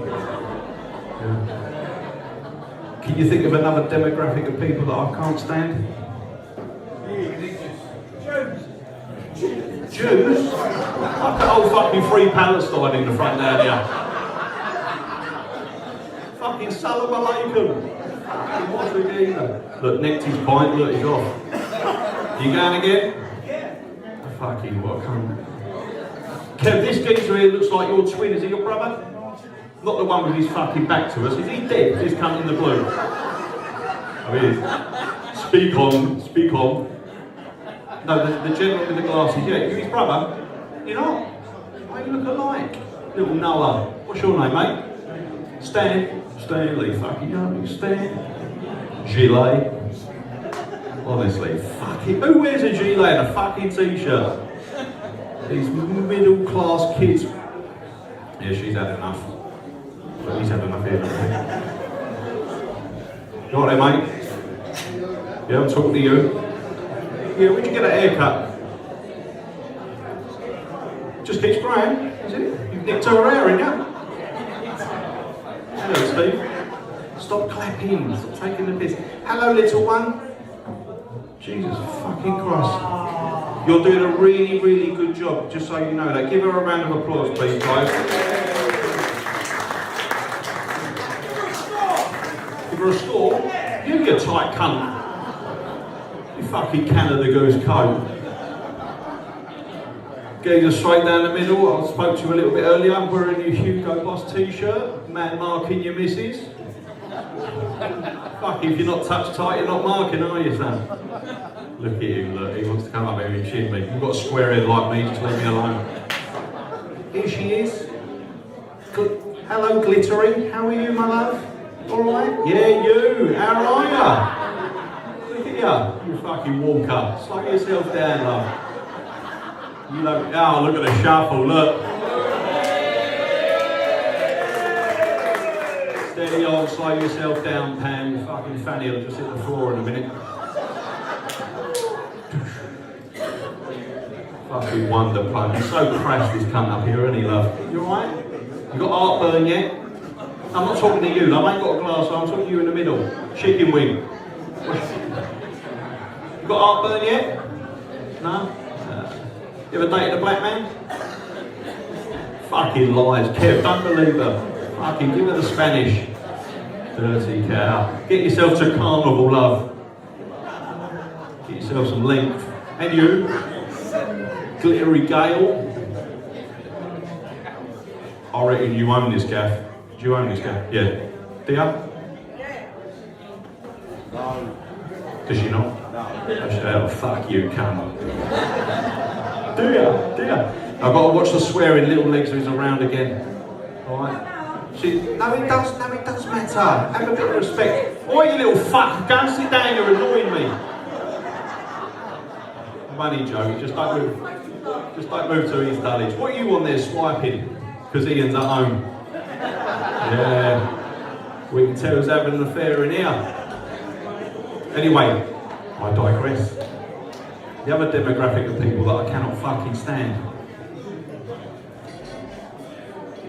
No, they're not black people, Kevin. Calm down. People in wheelchairs. Isn't it, Kev? Aren't they fucking annoying? Aren't they? Or did you not just like what I just said?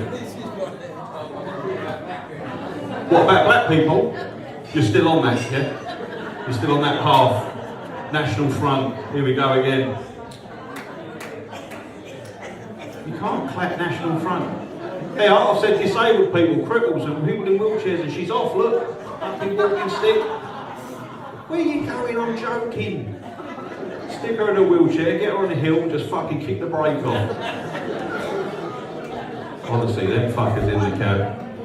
Anyway, we having a nice evening? Are we having a nice evening? There we go, we're nearly fucking done. We're nearly done. Who's ready for fucking Dan, the man in his fucking silly glasses, to come back on here? Oh, fucking Dan, where are you, mate? Listen, gang. I've been the Ginger Cabbie. It's gonna be first show, so I appreciate your fucking time. Alright? Shut up! Saucy cat. But I appreciate you. If you want to follow me on Instagram, it is Crazy Ginger Cabbie. I do host my own comedy nights as well, in the sense of it's in Bethnal Green, coming up in April, so hit the link or not get fucked. You, Glittery, I'll see you there. Thank you. Hey, the Ginger Cabbie then, gentlemen. I enjoyed that. Right, we're going to move straight on to our next act of the night. Oh, that was brilliant, that. So, guys, let's give a big round of applause to the next comedian. Let's give a big round of applause to my guy, Alan Martin, ladies and gentlemen.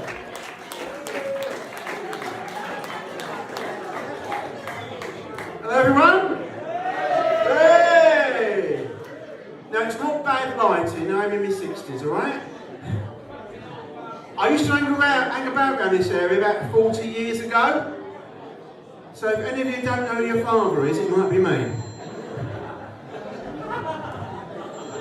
But I'd hurry up and do your DNA test with me, because I'm that close, I'm going to have a DNR soon. Now, I'm dressed up smart tonight, hope you like it. Hey! I've just come from an after party. You might call it a wake. Tomato the tomato. This wake was for someone I didn't like too much. I thought, well, I've got to wear a jacket and a shirt, but I'll go a bit snazzy with the colour because I didn't like them. You've got to celebrate, haven't you? You've got to celebrate. I don't know why they call it a wake. I mean, the bastard wakes up, you'd be very happy, would you? Oh, took you out £3 a funeral these days. It's ridiculous, isn't it? I'll tell you a little bit about me. I'm in my 60s, but I've still got friends from school. We do get funny looks because of the age gap. But it works out well. They help me with the internet, and I help them with this new age verification rule, so that works.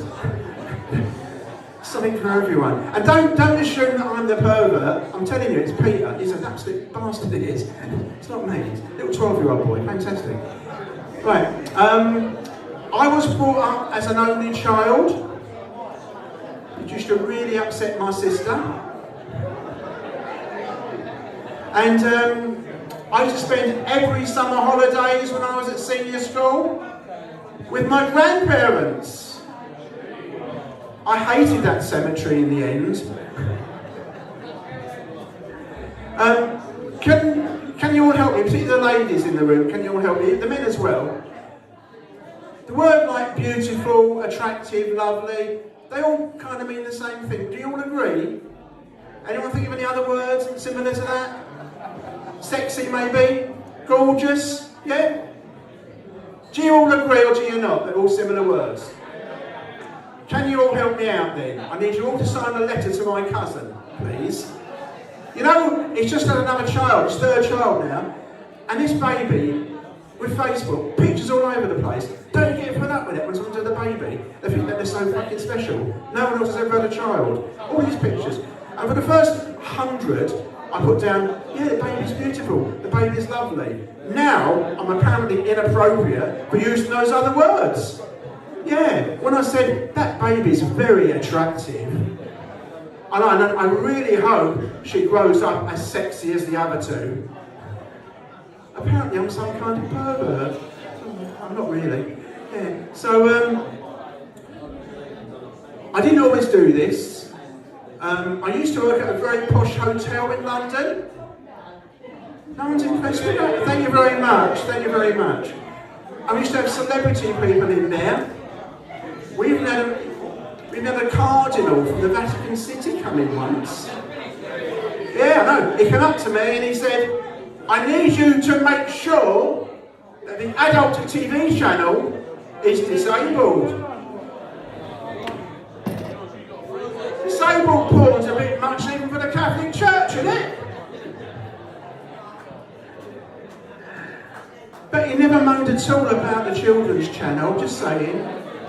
Anyway, now I do a bit of work in the community, helping drug addicts and alcoholics.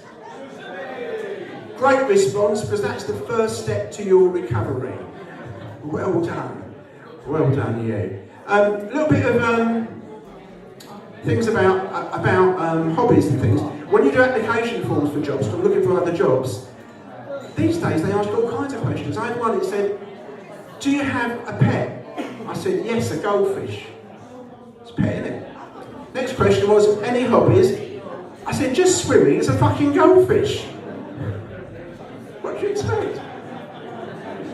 But I've got a weird neighbour. Anyone got a weird neighbour?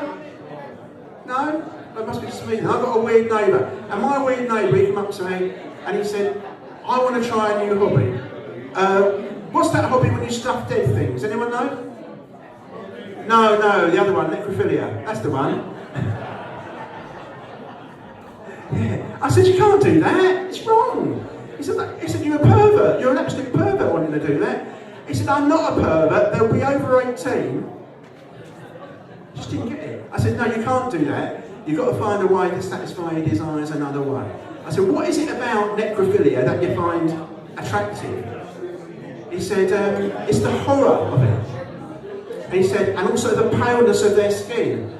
So I gave him some advice, and he's not doing necrophilia. He's now dating a gothic ginger girl. So that works out well. Yeah. But,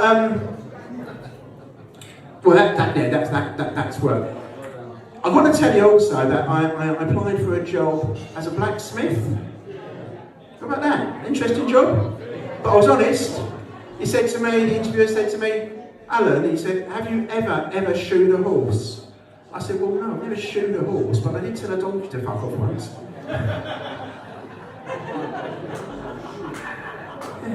Didn't get that job. I tell you, I did get offered a job. I did get offered a job, as unusual job is, I got offered a job as a camouflage expert.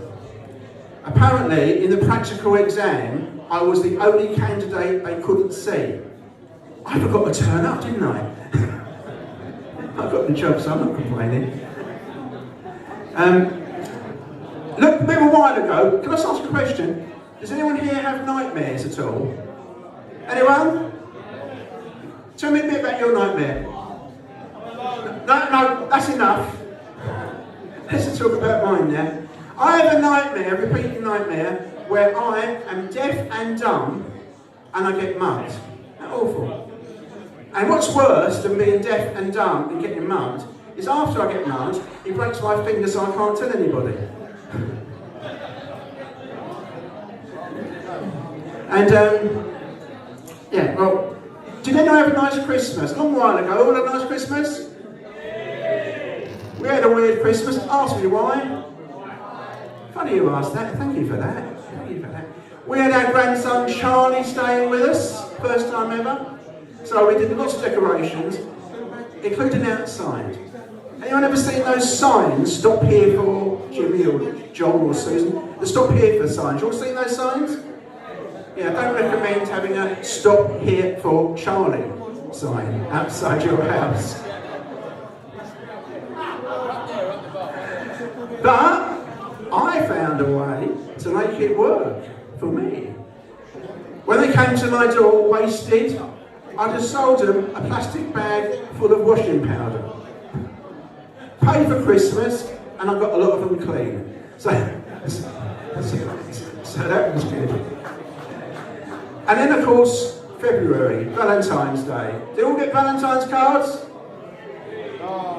Do you know, I don't know if people still do it. Back in the day, people used to send anonymous cards to people. Do you know that? I love you, I've been looking at you, I want you, I fancy you. And it was thought to be romantic.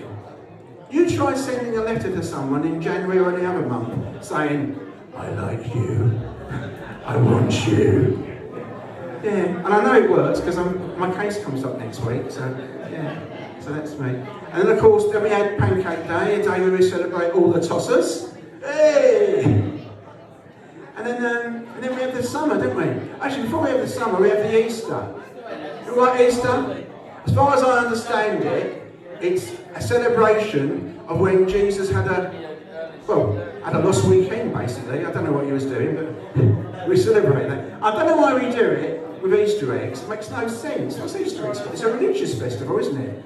I mean, it's difficult to make an Easter egg for the manufacturers. Surely it should be chocolate crosses. That'd be great, wouldn't it? Go to the shop. Hello, I'd like to buy a chocolate cross, please, for Easter. Certainly. And would you like a cream-filled Jesus in it or not? It'd be fantastic, wouldn't it? Oh, it'd be great. And then, what about the summer? Do you remember last summer? How hot it was last summer? Anyone remember that? No? Do you know something? I've got something similar to you, yeah? I've got penile dementia. And it's kind of forgotten what I've got to do with it. Not senile dementia.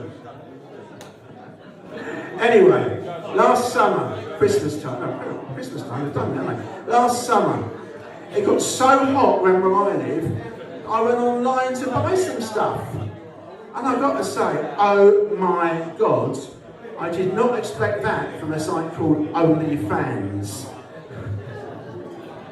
If anything, I got even hotter. I did. And then my wife found my bank statement. I had to explain where all the money had gone. I explained to her that the poor ladies couldn't afford many clothes. And that's why I sent all the money. There's a lot of bald people here today. Should we have a convention? It's like a right said Fred meeting, isn't it? Fan club. I'm bald as well. Listen, I'm disabled, right? I've only got one leg. That's a false leg, right? And I cope quite well, don't you think? Do you know why? Because I've had 3 disabilities in my life. This is the last one. The first one was terrible because I was born with it. I've overcome it now, but I was born with it. And kids can be very, very cruel, can't they? I'd go to school and I'd be singled out, I'd be shunned, I'd be pointed out, I'd even be bullied. All because I was ginger. Isn't that terrible? But I've come through that one now, which is pretty good. But I also had a very, very bad stutter. I did honestly, truthfully, a very, very bad stutter when I was young. But I turned that to my advantage. Do you know what I did? Back in the day, you'll all remember it because we're an older audience here. Young people perhaps wouldn't remember this. But encyclopedias used to come in like 20 volumes, didn't they? You know, it wasn't online. And I was an encyclopedia salesman back in the day. And I was the best one they had. Do you know why? With my stutter. I'd knock at your doors, door-to-door salesman, and I'd say, hello. So I used to speak. Hello, I'm Alan, and I'm selling in encyclopedias. Would you like to buy a set, or shall I read them to you?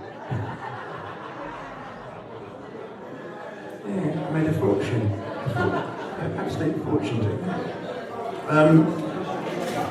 I used to like dating older women. Thank God I don't now. What do they look like? They'd be less a Tasty Cougar, more a Freddy Cougar, wouldn't they? It'd be absolutely awful. But when I was young, I was actually a late developer. Yeah, I know you can't believe it looking at me. I was a late, honestly I was. I was a late developer. So much so that my friend said to me, Alan? I went, yeah? He said, I think we need to fix you up with a hooker. I said, no. He said, honestly, and he took me into it. And I've got to say, it wasn't what I thought. It was a lovely evening, talking about his rugby career. Fantastic. But I was a late developer, but guess what? I made up for it. Can you believe, don't judge me, but can you believe I've had 5 wives? Yeah, 2 of them were my own. Yeah. Anyone here tried speed dating?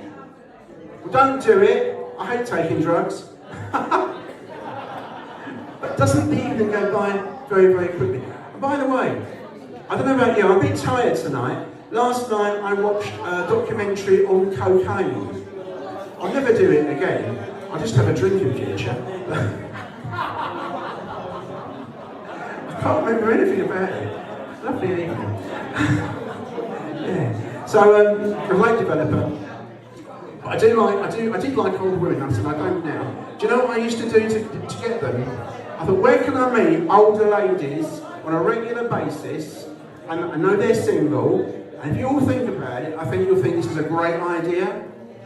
I used to park my car at the crematorium every morning. When the cars come in, it's brilliant, it's foolproof. When the cars come in, you look in the limousine, because that's where she'll be, the future love of your life, hopefully.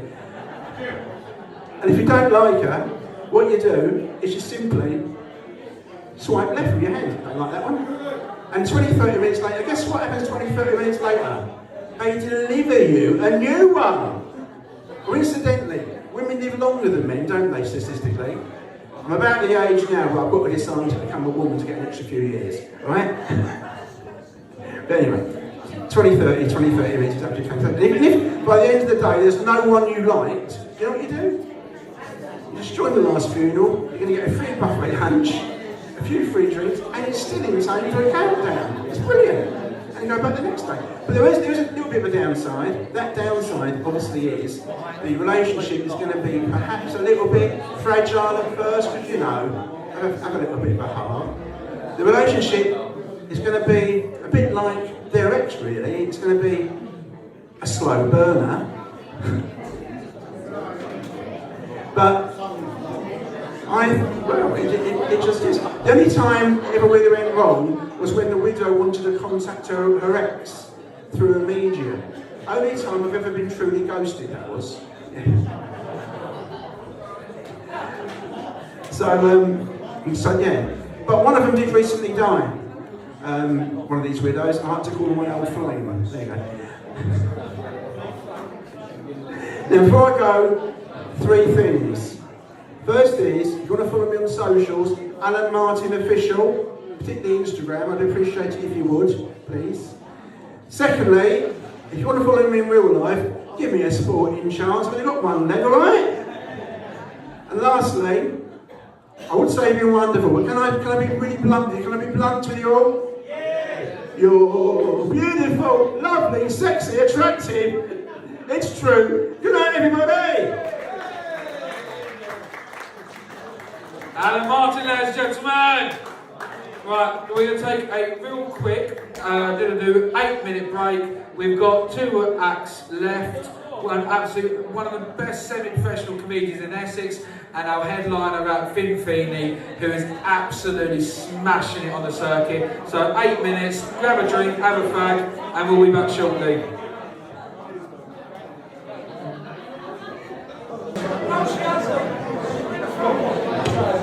Welcome back, everyone, welcome back!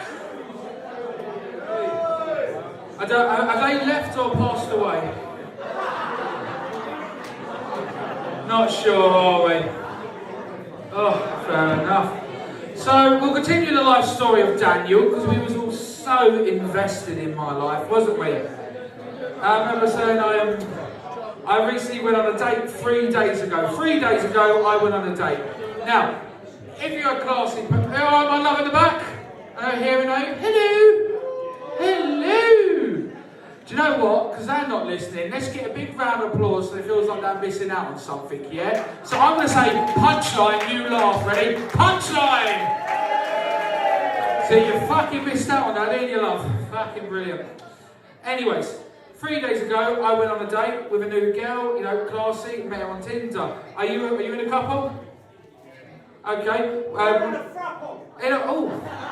Lost interest. I like how you're on the end.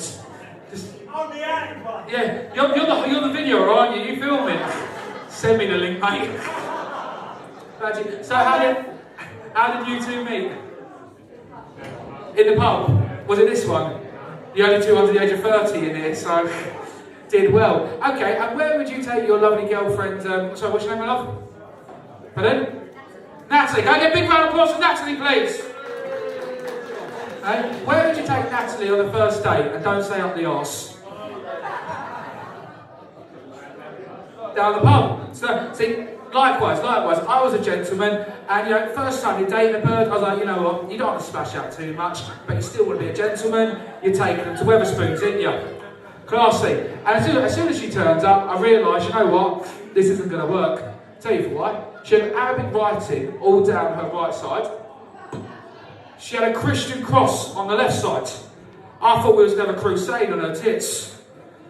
She said her fanny was the Holy Land. Why did the kids all pass me through that bit?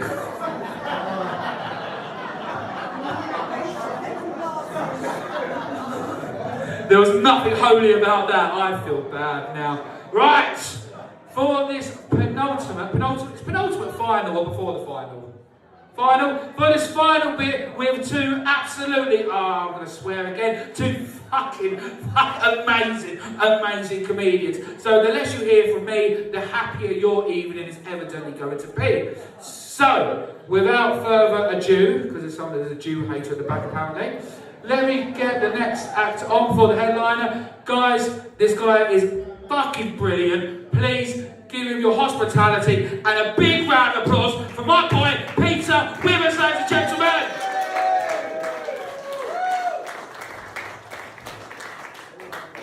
Rush Green?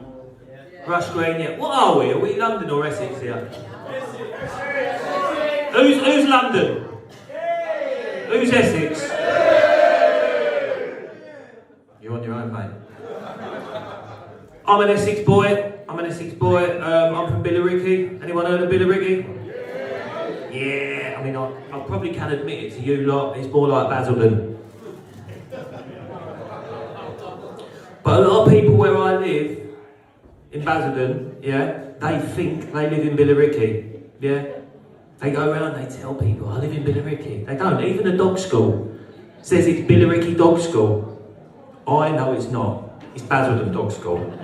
Big giveaway, all pits and staffs. I've got a mate who lives in Arlo. They just upgrade themselves, don't they? He lives in Arlo, Church and Langley, he turns around and tells everybody he lives in fucking Hertfordshire. I've got another mate, he turns around and he says, I live in Islington. He's doing 10 in fucking Pentonville. You know what I mean? Anyway, by trade, I'm a plumber. By day, I'm might as well tell you, because, like, obviously not a fucking real comedian, am I? You know what I mean? Have we got any tradespeople here? Any tradies? Where, who, what you do, mate? A lift engineer? Oh, a bit up and down. Fucking shit joke that, it's been an old joke that is. Do you like the job? Yeah? Is that your missus? Yeah? Let me ask you a question, darling. Does he do this to you? You're driving about, does he go, see that building there? I worked in there. I put a fucking lift in there. Does he do that? All the fucking time, that's what tradesmen do. Do you want to, it's annoying, isn't it? Do you want to cure it? What you do, right, is then you come to the next building, you say, you see that house, see that building over there? I'll fuck my ex in that lift.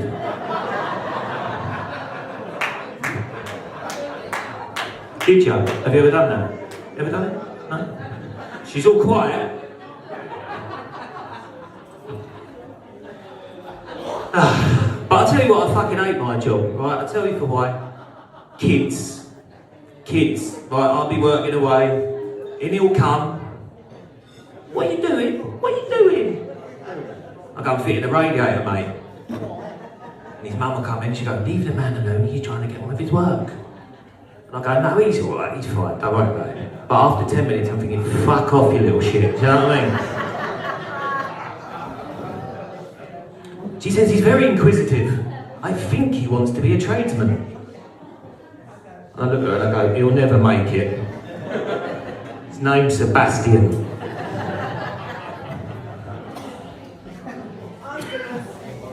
I've been through a bit of a bad time lately, actually. I've just split up with my girlfriend. You nasty bastards. I tell you what, right, but there was a bit of an age gap between us. I'm 46, she's 29. Oh, the silence speaks fucking volumes. But I don't know about you, when you've been in a relationship, yeah, I couldn't help but think this. I thought, well, that's 20 years wasted. I'm not really a nonce. I was married before. But you ladies, right, you are all the same, aren't you? You want me the same, right? So I turned around to my missus and I said to her, do you fancy some sex? She went, a fucking please would be nice. Oh, sorry. After the sex, I said, thanks very much. I don't fucking do that either. She said, don't you ever say thank you to me after sex. I said, what happened to fucking manners cost nothing? That worked better if I set the joke up, didn't it? Do you know what I mean? Fuck that one right up, didn't I? Hey! What'd you do, mate? You look like... What'd you do? Mobile crane operator. Mobile crane operator. I got fuck all for that. Nothing. Absolutely nothing. I tell you what, right, you seem like a pretty good crowd though in here. You seem like a pretty good crowd. Would we all agree, right, that from comedy, right, a lot of comedy comes from tragedy? Yeah? You're not sure about that? Yeah? Are we on that page? Yeah, because it can only be a positive thing if you can get humour from something that was very dark and disturbing. Yeah, right? Okay? Lifts it a bit. Let me tell you about, tell me about my parents. Alright? Both my parents were blind. Both of them were blind, okay? And what I say is I'm a product of my environment. We've heard this term a lot, right? Product of our environment. And what I mean by that is, if you'd have seen me in a playground as a child, you'd have stepped back and you'd have gone, I bet that kid's got two blind parents. Reason being, my dear mum could not read washing instructions. There's photos of me at home that can only be described as a 4-year-old boy wearing a crop top and fucking hot pants. Do you know what I mean? Did anyone's mum cut their hair? She still doing it, didn't she? Fucking hell. She fucked you right up, didn't she? Well, my blind mum cut my hair. Yeah. Get that in your nut, yeah. Always knew when I was getting my hair cut there'd be a first aid kit on the fucking side. Because we didn't have mirrors, right? Think about it. Why would blind people have mirrors? I never knew what I looked like till I was 7 years old. That's a fucking painful awakening when you find out what you look like, let me tell ya. All I'll say is I was running around British home stores and a little kid wearing a crop top and hot pants didn't get out of the fucking way. That's because I bumped into a mirror. I shouldn't have to explain the joke, should I? Do you know what I mean? Maybe you didn't like that. But I tell you what, right, a lot of people are cynical about this act that I do, right? Because somebody will always come up to me and they'll go, I'm keeping you up, mate. Am I keeping you up there, sir? He's fucking yawning. He's going, fuck me. I don't believe this about the blind parents here. I'm going to have a nap. They'll always ask me, people will always ask me, they'll go, was your mum and dad really blind? Were they? And I go, well, yeah, I wouldn't make that shit up just to make you laugh. I mean, I'm trying to make you laugh now, right? I wouldn't do it, right? I've got a mate who's a Muslim, right? All right, calm down. I've got a mate who's a Muslim, he's a comic, right? And he does a bit about being a suicide bomber. Guess what? Nobody fucking asked him if he really was a suicide bomber. Do you know what I mean? But, yeah. When you're in a unique situation, right? When you're in a unique situation like me, right? People will always ask you the same questions as well. They'll say, can you read Braille, Pete? You know, with the dots. I'll say, no, I've got fucking eyes, I can see them. Do you know what I mean? Yeah? Do you know what I mean? They'll say this, they'll say, I bet you got up some mischief. Yeah? I bet you got up some mischief because you got blind parents. Don't worry about me, darling, for performing, you know what I mean? Just I bet you got up some mischief because you got blind parents. This is going to sound bad. The older people over there are not going to enjoy this bit, right? Okay? Some of you might refer to it as theft. What I used to do, my dad had glass eyes, artificial eyes, right? And what I would like to do would be to steal them. My dad would be chasing me around the house in a blind rage.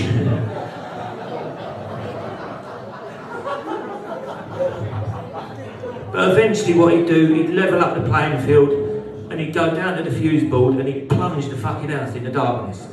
Have you ever had a bloke wearing wire fronts with no fucking eyes in his head chasing you? You know what I mean? It's created a long-term memory. Created a long-term memory. We all right with the chicken thing out? You all right with the chicken thing, all right? Did anyone remember the game chicken? You lot, did you play chicken? Yeah. If you older people don't know what chicken is, basically, it's a group of lads who line up on the side of the road. The kid who doesn't get hit or dies wins. Yeah? I used to play this from a very early age. Unintentionally, in my fucking pushchair. Is this like quite literally dark for you, isn't it? Do you know what I mean? It's quite a bit literally dark. But I don't know about you, right? You lads, right? Did you have action figures, mate, when you was a kid? Yeah? What sort of action figures? Action. So fucking stereotypical, isn't it? You know what I mean? Action man. So I had figures, like 18 figures, He-Man figures and all that shit. You had them as well? Did you used to do like sound effects to them? Yeah, what sort of sound effects you made? No, do it, it'd be brilliant. Come on and do it, come on.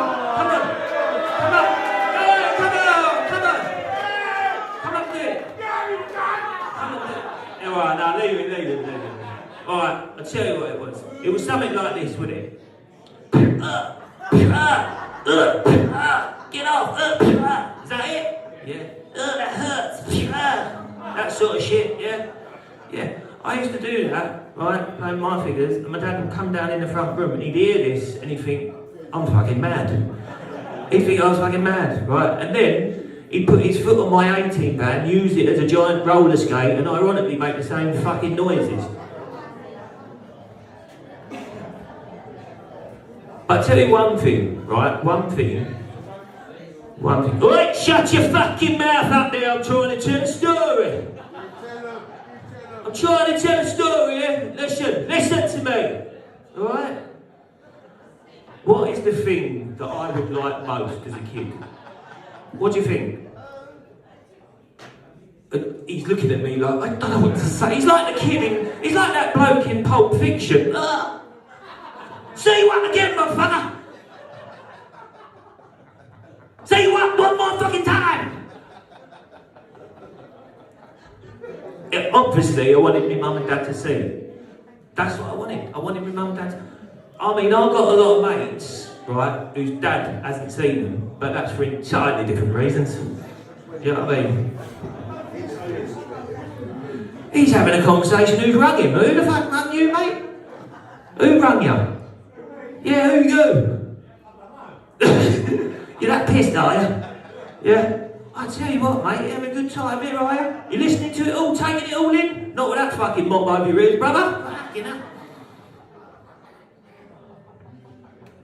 I tell you what, so that was what it was. I wanted my mum and dad to see. That was the thing I wanted them to do, most of all, right? So I wanted to write a letter. So I wrote this letter, and I read it to my dad, and my dad said, you're not fucking sending that. Because it started off like this. Dear Jim.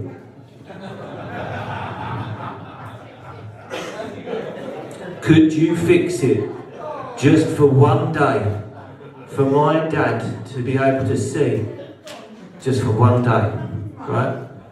What do you think? What do you think of that? Kosher.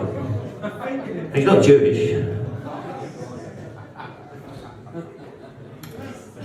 Can you imagine if Jim got that fucking letter? Can you imagine it? He'd read it, wouldn't he? He'd be like this. He'd be like, blind parents. Blind parents. Fucking jackpot. Jackpot. Send him in. Could you shut the fuck up there, mate? Jesus God, can't himself think here, mate. Can't himself think. He's having his own private conversation. Are you a couple? Yeah. Can you keep the fucking lid on him? Jesus Christ. Hey? Anyway. Can you imagine if he got that letter? Yeah? He'd think, fucking hell, send him in, send the fucking parents in. And there'd be me and Jim. And my mum would turn round to my dad and say, did you let him bring his action figures? It's been lost, innit? Been lost there, hasn't it? I know, it's fucking lost. I'll tell you one more before I fuck off. Hey! Who cheered? Said we won't have the fucking blind stuff in here, mate. We're a fucking working man's club. Half you don't fucking work though, do you? Jesus. Hey? You're all on the fucking social in here, ain't ya? Wait! I'll tell you what, right? I'll tell you what, let me change the subject because it's a little bit too dark for you, innit? Fucking hell. Let's go fucking right wing quickly. I tell you, let me tell you something, right? The flags, did we have the flags up? Yeah, the flags! Now, I don't mind the flags up. I ain't got a problem with the flags up whatsoever. Yeah, I mean, I have no bearing on it. I don't care if I see him, I don't care if I don't see him. But what I don't like is when I see people taking them down. Do you know what I mean? Yeah? I go a little bit bit more patriotic that way. The other day, right, I see this bloke walking up to a fucking lamppost with a flag on it and he had a ladder. I went, don't you fucking dare! Don't you dare take that fucking flag down. Poor cunt was a window cleaner, wasn't he? Never see the sponge. Never see it.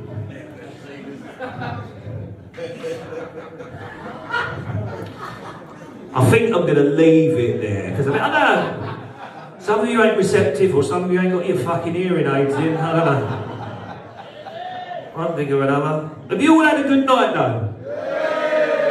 Yeah! We got one more act on after this. I'm going to bring Dan back on, so he can do alienate you a bit more.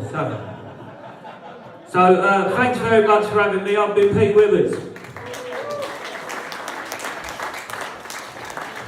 Pete Withers and Joe. Before I bring the headliner out, Tom, what I usually like to do is see if there's anyone in the crowd who wants to come up and try a joke. Anyone wants to come up and do a joke to the people? Oh, it's fucking time. That's so corny, isn't it?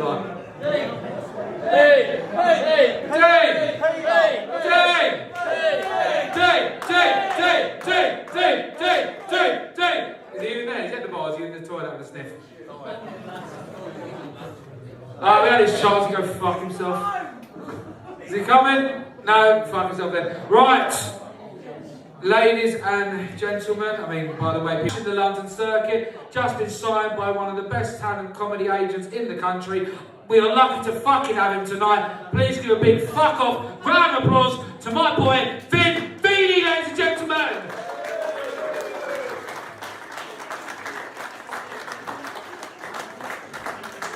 Thank you guys, thank you. I want to start by saying it's a pleasure. It's a pleasure to be here performing for the last white people in Dagenham. It's a real pleasure. Don't breathe.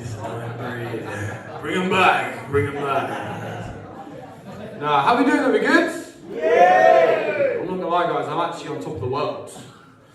You know why?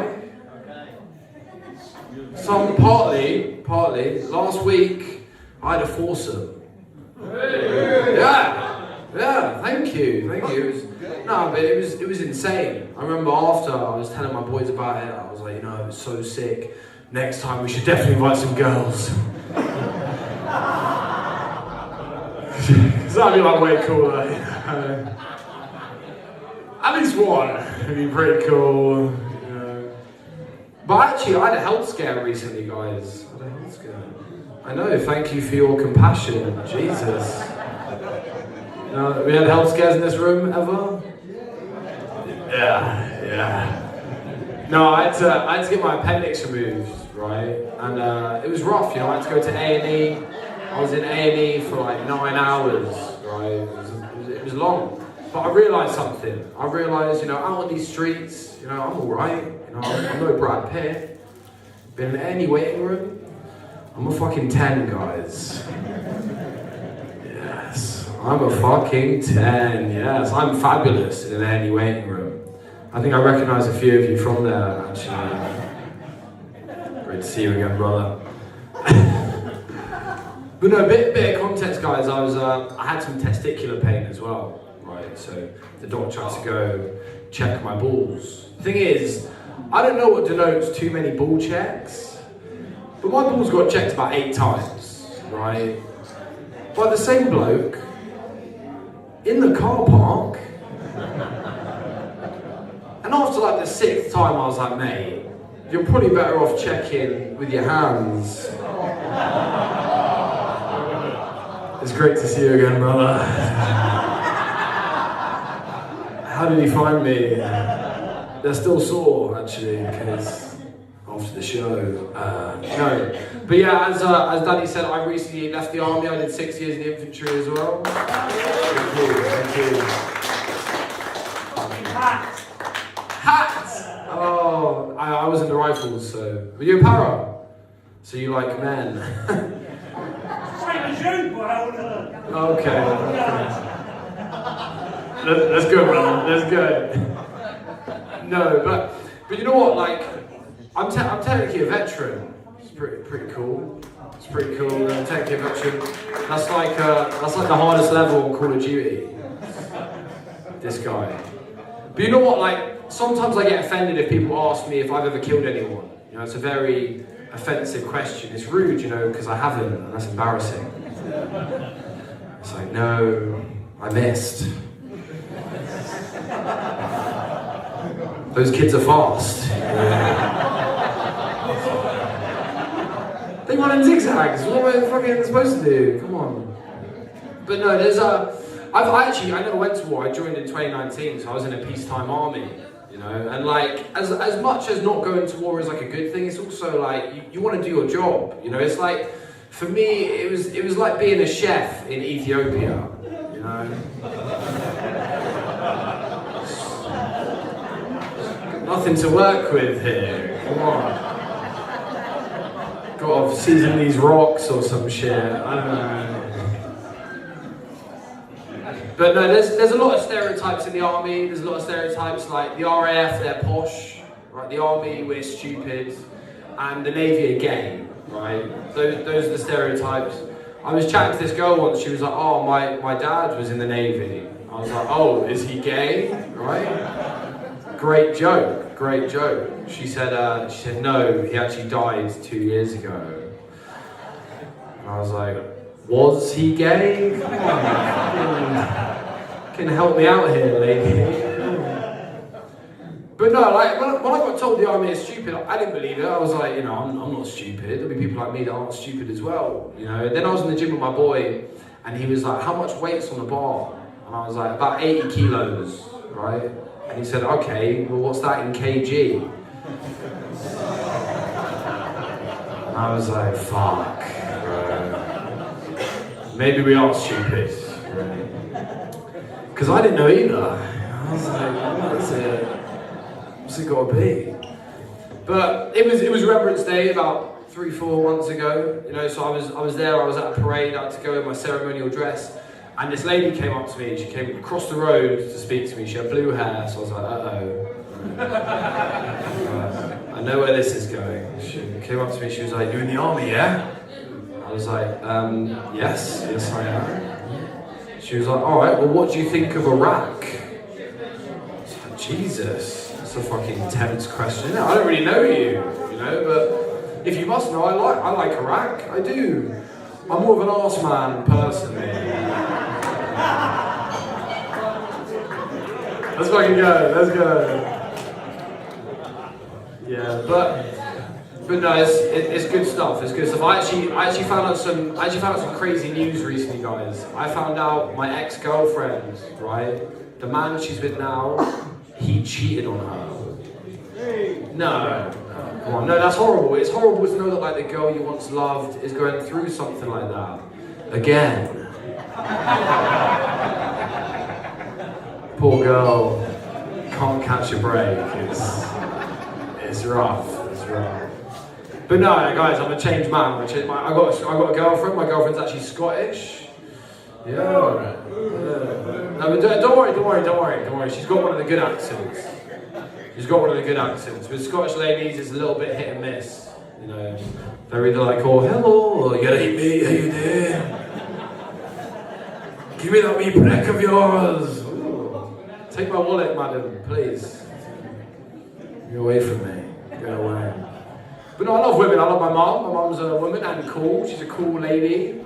That's why I don't like your mum jokes. You know, I used to not mind them until recently I found out my mum is actually on Hinge. It's fucked up. Who said that? Who said I know? I know, I fucking matched her. It's horrible. Gotta get my age preferences changed. Look at you ladies in the back. What are you saying? No, but it's fucked up, you know, your mum jokes, like, they hit different now, you know. Someone will be like, "Oh yeah? That's what your mum said when I was with her last week." And I'm like, "Oh, ha, good one. You weren't actually with her though, right? You fucked my mum? Mummy? It should have been me." What? Who said that? Oh, was that you? Who said that? No, I blame my nan for this though, right? I blame my nan. My mum and my nan, they've got like a generational beef going on, right? They were arguing and my nan said to my mum, "You just need a good going over." Which is crazy. That is like old lady slang for "you need some dick." Right? Vouch at the back? Yeah, sweet, we can vouch for it. But what I wanna... He's checking. But I'm actually from Brighton, guys. I'm from Brighton originally. Thank you. One cheer. I love this place. No, but I'm from Brighton. It's great. We have Pride Fest every year. Everyone comes out, has a good time. We even let the gay people come. You know? Come on in, guys. Fine. 5 is enough. Come on, Jesus. No, but we've got Brighton Hove Albion football team, right? We've got Brighton Hove Albion football team, but I don't support them. I don't like the fans. Brighton fans really annoy me. I had a Brighton fan come to me and he was like, "Don't fuck with me, mate. My uncle is in the Brighton firm." The Brighton firm. Shiver me timbers. What are they going to do? Pin me down and bum me, are they? Jesus. Don't threaten me with a good time. So I will keep making fun of your team. But even though I lived in Brighton most of my life, it was only recently that I went to my first gay bar. It was an accident. I was there. But I didn't like it, guys. I actually really didn't like it. Not for the reasons you think. I didn't like it because of all the unwanted attention I didn't get. It was fucked up. I thought I'd go in and get like mobbed, you know? I thought they'd be like, "Let me get you a drink." I'm like, "Stop it, guys, leave me alone." But no, not a fucking peep out of anyone. By the end, I was approaching the guys. I was like, "You gonna fucking get me a drink or what?" They're like, "You're not gay." I was like, "You don't fucking know that. I might kiss you for a drink. You missed out, big dog, alright?" It's fucked up. I feel like as a man, right, in this day and age, in this era, guys, you know, old timers at the back, come on. I feel like it's hard to come off nice, you know, because if you're too nice, you're performative, right? If you're too mean, you're a misogynist. So my female friend, she was telling me about how she was like having a heavy flow. She was on her period, right? And I was thinking how to come across in a nice way. So I was, you know, what I did is I said, "Oh my God, I can't believe that you're telling me that."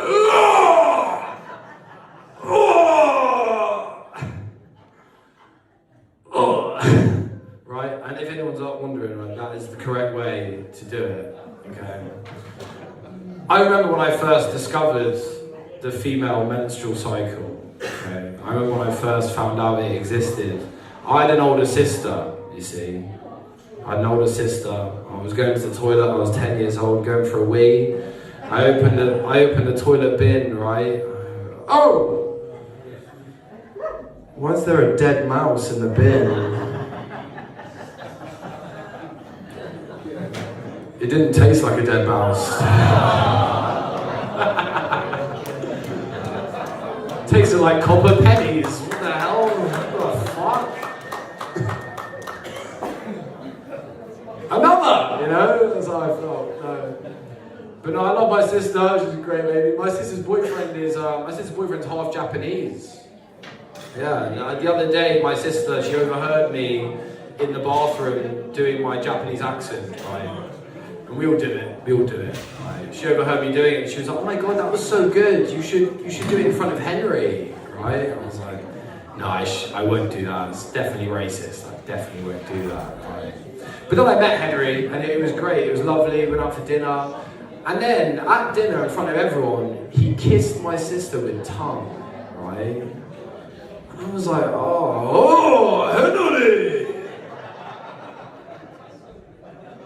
Kissing my sister tongue!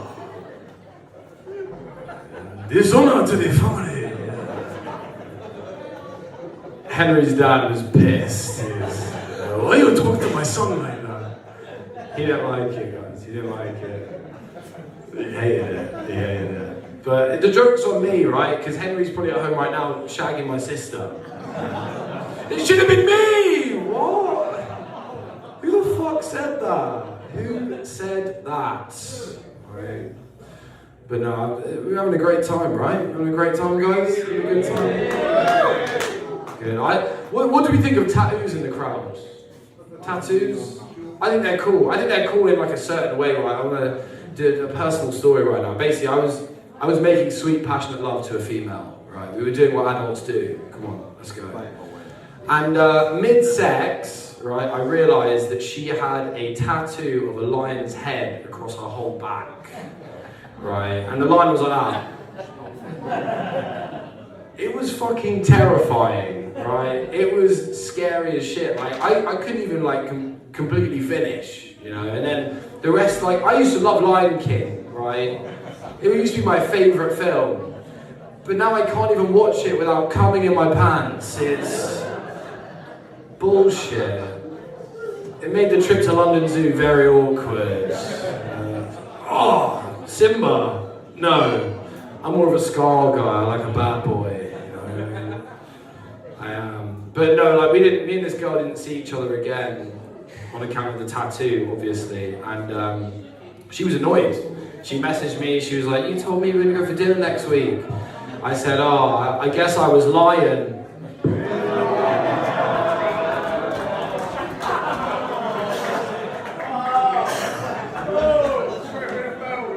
I guess she had to swallow her pride. Yeah, and yeah, she was definitely feline a certain way about it.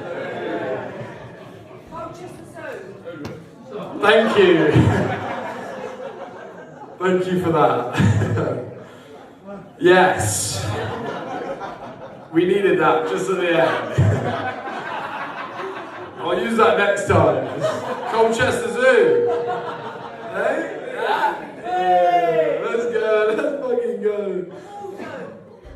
Yeah. No, exactly. I was gonna say that. But I'll leave you guys on this, right?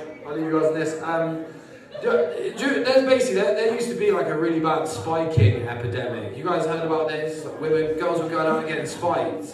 It's fucked up. It's horrible. It was so bad they had to create these anti-spiking lids for your drinks. You put them on your drink, put your straw in it. No one put stuff in your drink, right? And I was out clubbing. And I seen this lady. She was quite a big lady.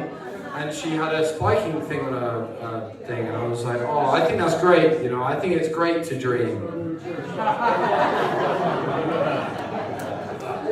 Thank you guys have been amazing, cheers. Big feelers, gentlemen.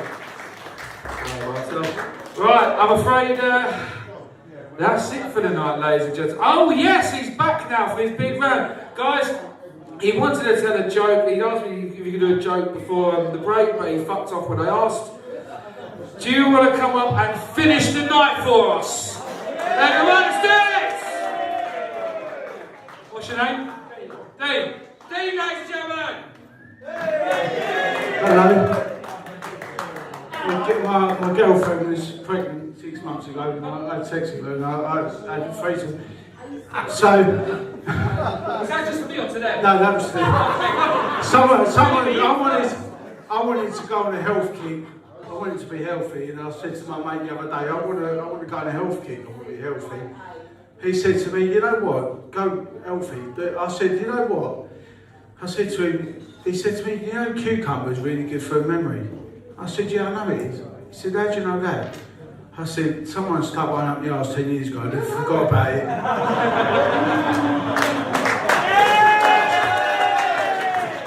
I've got another joke. It's too long. Right,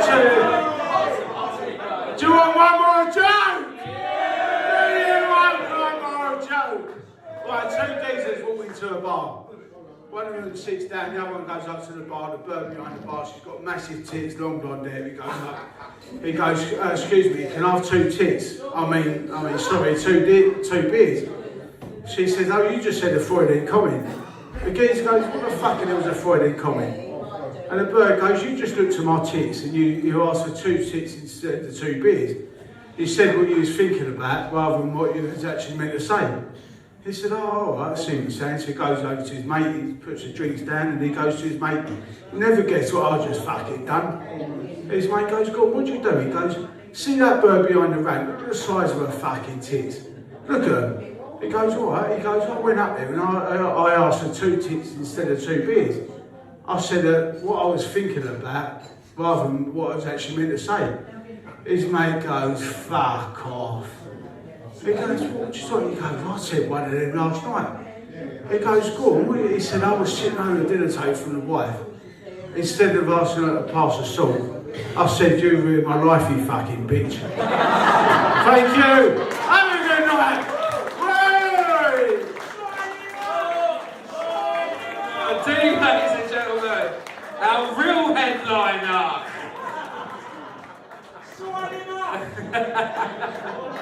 We'll have a word after. Right, so yeah, unfortunately that's the end of the night, so I'll do this in the most important order. First of all, can I have a big round of applause for all the comedians tonight, please?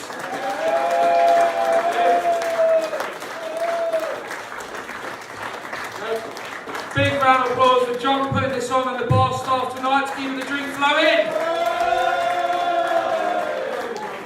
And a big round of applause for all of you as the audience. You've been fucking great. Big round of applause to yourselves. Thank you very much. That's it. Thank you so much. You can sit down and stand up. I hope you all have a lovely rest of the evening and weekend. And yeah, have a good one.